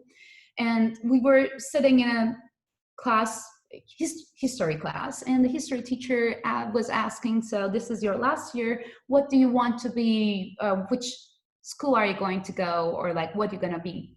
And all the guys that you see in this picture, because of the reasons that I previously said about, like, you know, all the decision makers are tied to construction industry, I answered his question as, we're going to be civil engineers. I was one of the top students in the class, and this was a science class, so that's why you see fewer girls than the guys, which is also common in Turkey. And when it came to me, he asked me the same question, and I answered the same way. I'm just like, I'm going to be a civil engineer. He stopped only at me when I answered that question. And by the way, he liked me. I was one of his favorite students, and I knew it. He said, like, Menzer, how that's going to happen? And I said, like, well, I mean, however these other guys are going to do it, I will do it the same way. The reason why he was questioning me was because he thought that I was not a fit. He asked me and just like, let's just rethink about that. Like, how is this going to be possible? And I said, like, I do have better grades than all these guys. And fast forward, I actually ended up going into the university entrance exam. And the university entrance is like a little bit different in Turkey than what is in the States. There is every year a 3-hour exam, 180 minutes and 180 questions. And whatever you score in that exam, you are being ranked among usually 1.5 million students that got into exam. And you need to be in the very top to be able to go into good universities that have the civil engineering department. So this is how I looked the summer that I took that exam. And I'm not very proud of all the fashion choices in that picture, but I'm just like showing you that I was not the person you would expect to go to the civil engineering department. And do you know the reason why? As I was walking to take the exam, the morning of the exam day, I was with my mother, and there was a guy with his father. They were walking right next to us too. The father turned to his son and said, look at her. You eliminated her easy. So see, like, you don't have to worry. There are people like her that are taking this exam. Well, 98%, I eliminated him because I was in the top 2%. But just because of my look, his father thought that I was an easy target for him. So I did my bachelor's and master's in Turkey at the Middle East Technical University, which is the top university especially for civil engineering in Turkey. And then I came to Austin, Texas for my PhD in geotechnical engineering. And both for my master's and my PhD, I studied the earthquake engineering, which really motivated me in a way to become a civil engineer. After that, the questioning did not end, because as I was graduating with my PhD, everybody said like, well, Menzer, you know what? You should go to the academia because it's a better fit for a female like you. It's going to be very difficult in the consultancy. I worked in New York City. Now I'm working in Seattle, and you can do it if you want to, but there is going to be people who are constantly along the way, no matter how much you succeed, are going to question whether you're a fit. And just in the meantime, it is really important to give back. So I'm really fortunate that I still do publish papers and do work with the universities and the professors at the universities to bring the profession of earthquake engineering a step further. I was fortunate enough to go for earthquake reconnaissances after 2017 Central Mexico earthquake and the 2015 Nepal earthquake. There is usually a great group of professionals, mostly academicians, that go and visit these places after the earthquakes to collect data, because, you know, as an earthquake engineering is still a very young field, and whatever we can learn from an earthquake is a key to how we can improve the field of engineering. Remember all those people that told me not to become an engineer and then not to pursue what I've done? It's just, I'm not showing these awards to show you that, brag about myself. I'm just showing you these awards. What is possible when you become ambitious? And do not get me wrong, even along the way, there were people who questioned and just like, why are you doing this? Why are you trying to write papers? Why are you doing that? It was because of my ambition and my passion to do that. And it pays off. It pays off in a way that I got asked to be a part of this great project. And to this day, if anyone were to ask me what was the biggest, the best project that I worked on, it was Dream Big, because I really believe in the mission. Because I was able to experience what is happening around the world in a way that when I was going through all of this, and every single time that I was being questioned, I was not necessarily aware that this was a problem. I didn't see the problem. Now I see it, and it is the reason why I give these talks and then have this great joy to talking to groups like you. Is sometimes we don't really understand that what we are facing is a common thing. And I think with the Dream Big, what we really wanted to do is to show that engineering is not just about math and science. You don't need to be the best in math and science. There are so many other parts of engineering. It's more about imagination, creation, and inspiration in a way. You are creating something new. You're solving a problem. Now I will, for those of you who haven't seen Dream Big, I will play a short trailer to just get you excited about it, and you can actually watch it on Netflix. Every ancient structure and modern masterpiece reflects the dreams of visionary people. The engineers who realize the impossible.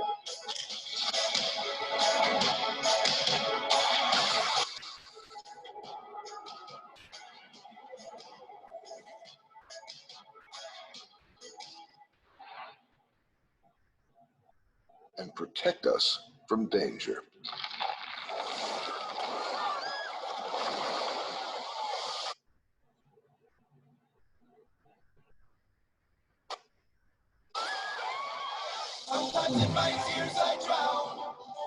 Follow extraordinary engineers who have devoted their lives to keeping us safe and solving tomorrow's challenges.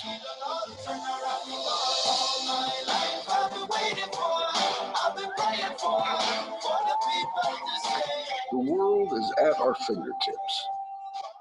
Meet the next generation of dreamers who will shape our future, powered only by imagination.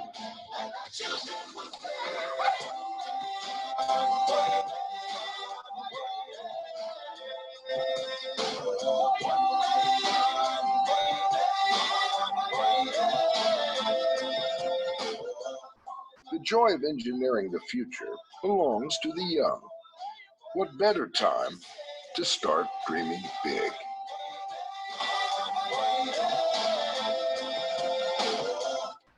McGill Freeman's Dream Big, a film for IMAX and giant screen theaters.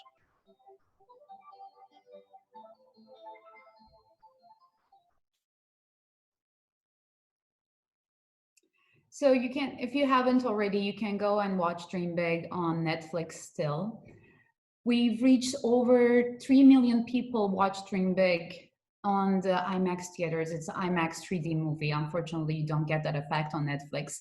And I promise you that it's not a boring engineering movie. It is very well thought in a way that it shows engineering through the stories of real people. There are 4 engineers that are covered and 3 of them are female, but we cannot be as different from each other as like me, Avery, and Rebecca can be. And also the other person, not Rebecca, Angelica. And Steve Burrows is a totally amazing character. So I really do encourage you to watch it and let me know what you think about that. What with Dream Big and why it is really important to me is like, I really want to remind you that each and every one of you, you are an infinite possibility. But we might not see it that way sometimes, because when we look at the other people, and sometimes if you're looking at the role models that are not within our reach, we can just see the success. And when we cannot get there, we don't really be patient with ourselves, maybe sometimes. I want to remind you that there's always more to that what is visible. Yes, I am in the Dream Big. I do have those awards. I was on the cover of 2 magazines, but that is a visible part of success. But I want to make sure that you understand that there's a significant portion that is not visible, and then the iceberg ideology really describes it well. There is the courage, the ambition, the failures, sacrifices, risks that you need to take, disappointments, and then passion. But one thing that you really need to have is the ambition, because that is the part that is going to get you to go the next step. And finding ambition is really important. And you can be ambitious about success. You can be ambitious about helping the others. You can be ambitious about creating something new. And it can be changing, and that is okay too. But ambition and courage are the 2 important keys, in addition to hard work, of course. With that, with just like that success is like, if you look at it where magic happens, it is totally outside of your comfort zone. And going from that comfort zone into that magic area can be very difficult. And sometimes we really need someone who will believe in ourselves when we are going through those disappointments and taking those risks, to believe in us when we are not being able to. And to me, that was my grandfather. He was an enormous support, and he always believed that I can do amazing things. So I will just give this one example to you. After Dream Big was released for the Girl Day, we were invited to the White House, and I called him and I said like, oh grandpa, you know, I'm gonna talk in the White House. And the first thing that he said like, oh, that's nothing, you'll do even greater things. I'm just like, do you realize that I got invited to the White House to talk? Like, do you realize? But it was to him that there was no limit to what I could do. Every single time, unfortunately, we lost him, but if he was alive, probably I would be talking to him before this call and say like, oh my God, it's just like, this is a time, maybe it's not gonna go well. And he was just like, you're gonna do great. We need that person. Everybody needs that person. I do not necessarily believe in luck, but he was like an ultimate luck, because you cannot pick it. And it might be a neighbor, it might be a family member, it might be a teacher, it might be a friend, but we need that person. Because one of my favorite books is Outliers, and my favorite quote from that is, really no one not a rock star, not professional athletes, not software billionaires, not even geniuses can make it alone. And that is so true. We all need an ally. And as you progress in your career, as you progress within your life, as you go higher, lift others, lift as you rise. Because then you're going to build the community. Then you're going to be able to change the stereotypes and overcome these challenges. So it is very important that you find a mentor, but also become the mentor. With that, I really thank you for giving me the time and sharing a little bit of my experience. And I want to encourage you all to aim big, aim high, believe in yourself, and most importantly, be yourselves. The reason why I'm here today, I cannot emphasize this more, is because I did not give up on being who I was. I did not change the way I look and I stayed true to myself. You cannot change yourself, and like you cannot try to be somebody else. The only way that you will be successful is when you be yourself and be true to yourself. So thank you. Perfect. Thank you very much, Menzer. An excellent presentation and a great message. And I do have a question here for you. It is, your accomplishments are outstanding. How do you mesh societal expectations of women with your career goals? Or do you simply disregard all of the expectations? How do you match what? I didn't get that. How do you part. mesh the societal expectations of women with your career goals? What society expects from women with your career goals, or you simply disregard the expectation? I do have, I think if we are asking I don't really understand the context of the question, but if you're asking about like the societal requirements of, you know, forming a family or so. That's exactly, I think that's exactly what it's asking about, what society expects from women versus what you want to do with your career. Yeah, I think that is changing significantly. And you are what society expects from you is not going to be what's going to make you happy. You need to decide what will make you happy. And you don't need to become like the career-oriented person or the family-oriented person just because what society thinks. You need to make sure that you do what makes you happy. Of course, I mean, I'm going to be very honest with you. There was a time probably my mom was a little bit tried to push me into that direction. And I said, like, look, this is where I want to go. This is how I am happy. And she respected that. So setting your boundaries for yourselves is probably the key in that case. And, you know, society is not going to live your life. You will live your life. So, and your friends are not going to live your life. You will live your life. Same as your family. So you need to put yourself and what you want to become and what you want to achieve as the first. But remember, there is no right or wrong. Whatever is going to make you happy is the key. And when I talk about this, it's just like, you know, not everybody needs to become an engineer. I just want to make sure that everybody has that availability and opportunity to follow what they want to follow. It's like, I don't want anyone, because I get to see especially women that came to me and said over the years that, you know what, I actually started as an engineering, but I didn't think I was a fit, so I quit. I wish I didn't. I do not want to hear that again. So that is what I'm trying to give the message about. Very good. So I have another question here. If you have struggled with this, how have you dealt with not being taken seriously sometimes at work? I struggled with it. I struggle with that still. I can give one example. There was, it was back when I was back in New York, and I really love like the, you know, the dressing nice and everything. But, you know, when you're a civil engineer, the expectations are different. I was going to a meeting with a client in downtown New York. You know, everybody just, we're not going out to the field or anything. And we were talking about some of the field explorations that we're going to do. At the end of the meeting, the client turns to me, older gentleman, and says, like, because I was wearing white pants with some heels that day, he said, like, but you shouldn't come to the field work with white pants. And then I was stunned, like, what? Does he think that I'm like not smart enough to know that? But it's just like, you know, that nuance there. And I turned to him and I said, like, oh, okay, I was planning on pink. What about pink? So it is, I'm so glad I said that, and I'm very proud, because usually that answer would come back to me the day after. But at the time, I was such in a shock, and I said, like, what about pink then? So sometimes it helps to point it out in a joking way and like get back to them.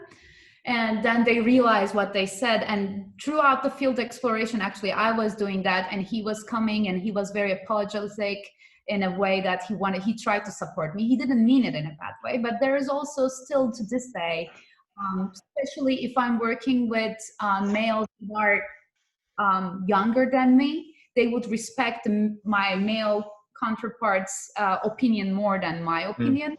And it is still a challenge. You just work through it, you make your case, but it is also difficult, and I'm gonna be very honest with this. You cannot just go to a manager of a manager and say like, oh, they're not respecting me, because then they're gonna ask you for the proof. And these are usually very subtle things, and that goes around that you cannot provide proof for.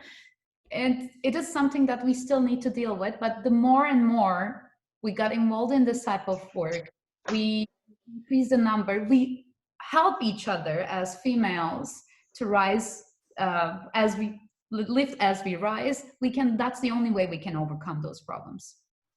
Very good. So I have another question here. So you're involved in many activities. How did you, and societies and the like, how did you find out about them and join them? Right. So most of it is, once you get involved, people do start to realize that it's I started when I was at the school, and I got involved with the professional organization, professional societies. As you start choosing your careers, it is really important to get involved with those. I didn't do it so that I would be a part of Dream Big. It wouldn't even occur to me, right? But I did it because I wanted to give back. And I volunteered my time. There were times that my friends were telling me, why do you do this? You don't even get paid to do it. Because I did care.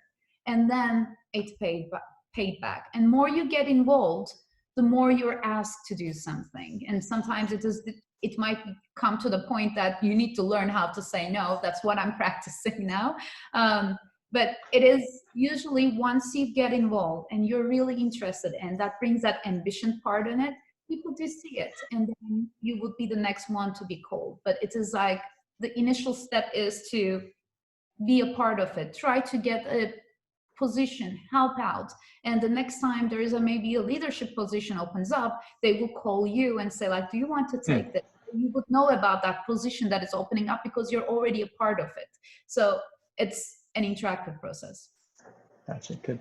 Oh, and I have another one here. So, and it's actually about your career. So what do you wish you had known at the beginning of your career that you know now? Yeah. I wish at the beginning of my career, there are so many things. I think I wish I did know a little bit more about how the business works. And I didn't, because I went directly from like the school to another. It's like from the bachelor's to the master's to the PhD. I wish I had worked in a little bit in between rather than just like going straight forward. That is one thing. But in terms of what I wish I've known, I think over the years, I did improve my emotional intelligence and the cultural intelligence. If these are new terms for you guys, I really highly suggest to read about it. World is becoming more global. Cultural intelligence is a relatively new concept introduced in 2003, but the more global we become, the way that we conduct business reflects the cultures that we grow up in. So I grew up in culture in Turkey, and people usually, you won't talk over people. When I got one of the feedbacks when I was here, and they called me, oh, you're very disrespectful because you always talk over people. I was not doing it because I was disrespectful. It was just that's like kind of nature and the Mediterranean thing in me that I cannot just wait. It's like, oh my God, it's going. And that I just didn't know that difference was coming from that. A couple of years ago, I got introduced to this cultural intelligence and the culture mapping and how it influences the way that we do the business. And it was kind of an aha moment to understand what I was doing wrong and like why other people were reacting the way that they were reacting. So I wish I did know that before. So guys, a few more good questions here. So do clients or coworkers sometimes ignore you or refuse to listen to you?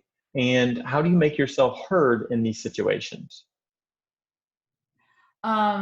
They sometimes with the coworkers, the clients usually respect me. I never did really get that from the clients. And because once you prove that you are the subject matter of expert, then they start listening to you. And of course, the fact that is I have to work, and this is no joke, and it was told to me by a professor, and now every day I realize that I have to be twice, if not 3 times better than the guy sitting next to me for them to believe me, or like if I'm giving a presentation, because I will be criticized more.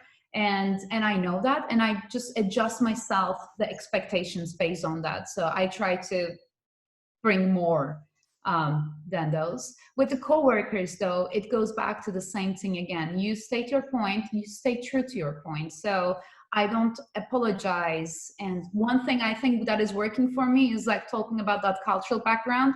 I just do not accept if I don't agree that what they're talking about is. So like, it recently happened last week, actually. I gave the feedback to a more junior engineer, and then he, with the way that he was calculating, he didn't follow the method that I suggested. I reviewed again, and I told him like why it is wrong, and he still again didn't follow the way that I suggested. When he sent it back, I was just like, okay, I've tried. So I wrote like I basically reviewed the document that he provided and sent it to the project manager. These are my comments, these are my reviews, this is my opinion. You choose to adopt them or not. And you basically sometimes need to take the high road to just like to make your point, but that happens. Interesting. And last question I have here, I think we have time for one more question. So a little bit of a variation. So what's the hardest thing you've done in your career? What's the hardest thing I've done in my career? That's a very interesting question, really.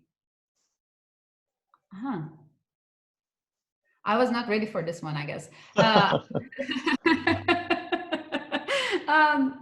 don't know. I think, you know, James, one thing that is interesting is like when I think about it, I usually, and I realized this after Dream Big, and when people start asking you these type of questions, then you started asking yourself, I don't really know the answer to that. There are so many things that seem hard at the time, but I cannot really pinpoint one thing, because I think, and this is the part of being resilient, I don't see things as not doable. It's in fact, somebody tells me, it's just like, oh, you cannot do this, or, you know, oh, that wouldn't work for you, then it just like creates that, I'm like, what do you mean? Why can't I? So I always doubt myself, but also the fact that I grew up with this grandfather of mine, and that I never had to, believe it or not, so this is gonna be the example that I'm giving. When I came to the United States in 2009, there was not even one day that I spent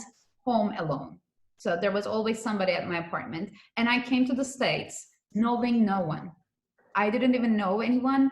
And the only 2 days before I was arriving to Austin, I found a place to stay. And I had like this self-confidence, which I did not realize now when I go back, like look back, that I realize is like that I could do I would find a way to do it. And that has been my approach. Like I would find a way to do it if it's like really important. So maybe if we look back to that, and it's just like, I think about that girl 10 years ago, that was a lot of courage to come to somewhere without knowing anyone, like not even knowing where you're going. You don't even know where you're gonna stay. You don't know anyone. And like you're traveling across the world. And this is a girl who never did live alone. in an apartment like by herself, or never had to cook because my grandfather was always there to do everything for me. He would just like, you don't need to do it now because I will do it for you. When you need to do it, you will do it. You can do it anyhow. And probably that mindset stuck with me in my unconscious brain, even when I think that it's like very difficult and I wouldn't be able to do it. Probably with the presentations or the articles that I write, that's usually what I think. But by the time it's done and like the next thing. So I don't know, it's a long no answer to that question. Sure. Great, and no problem with that. Okay, well, I think we're actually at the end. I'd like to thank you again, Menzer, an outstanding presentation. Very good, very inspiring, and as is your entire story. So thank you very much. Thank you. Thank you. Okay, so what I'm going to do now is we're going to go into the wrap up. So let me just go ahead and set that up now. So we are going to, oh, how am I sharing this? Screen, share. Okay, so again, I'd like to thank everyone for attending the virtual conference on FIRST, hosted by 624 and FIRST in Texas. So as I mentioned before, we are having a second session next week on Saturday, April 18th. During that session, we're going to have a panel discussion on FRC robot design involving several teams. We'll have a virtual training overview, doing a training presentation demonstration. We'll have a panel discussion on Women in Texas supporting FIRST, as well as a team bonding and outreach roundtable discussing different ideas for team bonding and outreach. And finally, we'll have a mentor panel with talking about best practices for attracting and retaining mentors. So it'll be from about 10 to about 3 or 3:30 for next week. And one of the things for this, I'd like to turn over to Jennifer to go over upcoming FIRST in Texas events. Jennifer, you on the line? Absolutely. Absolutely. Boy, this was absolutely wonderful. My goodness, I've learned so much. I've been inspired. I'm ready to take on the world. I don't know how anyone else feels, but it's 5 o'clock. It's almost 5 o'clock, but I feel like I need to go get things done. So I want to thank everyone for joining us for this inaugural kickoff event. We're looking forward to next week. We know that we're going to continue doing these in the future. And I wanted to just share a little bit of the updates. You noticed during the breaks that we added in little snippets of what's going on with FIRST in Texas, one of those being the 30-day Lego challenge that's going on now, as well as our podcast that's going to be coming out next month. And so many more things going on. And we'll continue to share these things as we go on. Something to put on your calendar, though, that I did not list on any of those slides at the end, which will be in next week's slides, but you're getting a sneak peek now, is that that we're going to have a celebration at the end of this month for folks, you know, the FLL teams that advance to Worlds and the FTC teams that advance to Worlds, and some of the Chairman's Awards and Dean's List and those kinds of things. We've got those things lined up. We don't have a firm date yet. We do know that it will be at the end of this month. And so look for something coming from us soon. We're working fast and furious behind the scenes to, you know, bring all of these things to you. With our suspended season, things are, you know, we're kind of discovering what the new normal is for us in this case. And we appreciate everyone's patience with that. And of course, we love watching all of the things that you all are doing as you're sharing on social. We know that a lot of the teams are doing PPE initiatives where they're, you know, creating face shields and masks for, and some of them are creating respirators for medical communities in their local area. We're gathering a list of all of those places because there are some teams that want to support those, but they don't necessarily want to create their own initiative. So we're gathering all that together, and we're going to be pushing out an actual list of everyone. If you're in West Texas, if you're in North Texas, if you're wherever you're at, here's some teams that are doing something. You can support them either with your own 3D printing or your own mechanisms, or you can support them financially. And it's something that we can do to, of course, support our state. And that's what I've got. Thank you very much. So as we mentioned earlier, they will be receiving a survey, very short survey, 5-minute survey, to help us improve future virtual conferences as an extra incentive. If you complete the survey, you'll receive immediate access to the content presented today. But of course, within the next week or so, FIRST in Texas will be releasing these recordings, as mentioned earlier, on their YouTube channel. I think that that's it. So if there are any additional questions, please email marketing@firstintexas.org, and we will share these questions to the appropriate speakers to answer and get back to you. And I think, Jennifer, with that, we are completed. We are actually 8 minutes early. So my gift to you and everyone on the call is 8 minutes back in your day to spend as wisely as you see fit. 8 minutes to spend on that survey. That survey, exactly. Good thinking, Kyna. Okay, Jennifer. Thank you for everyone for attending, and have a great rest of your day.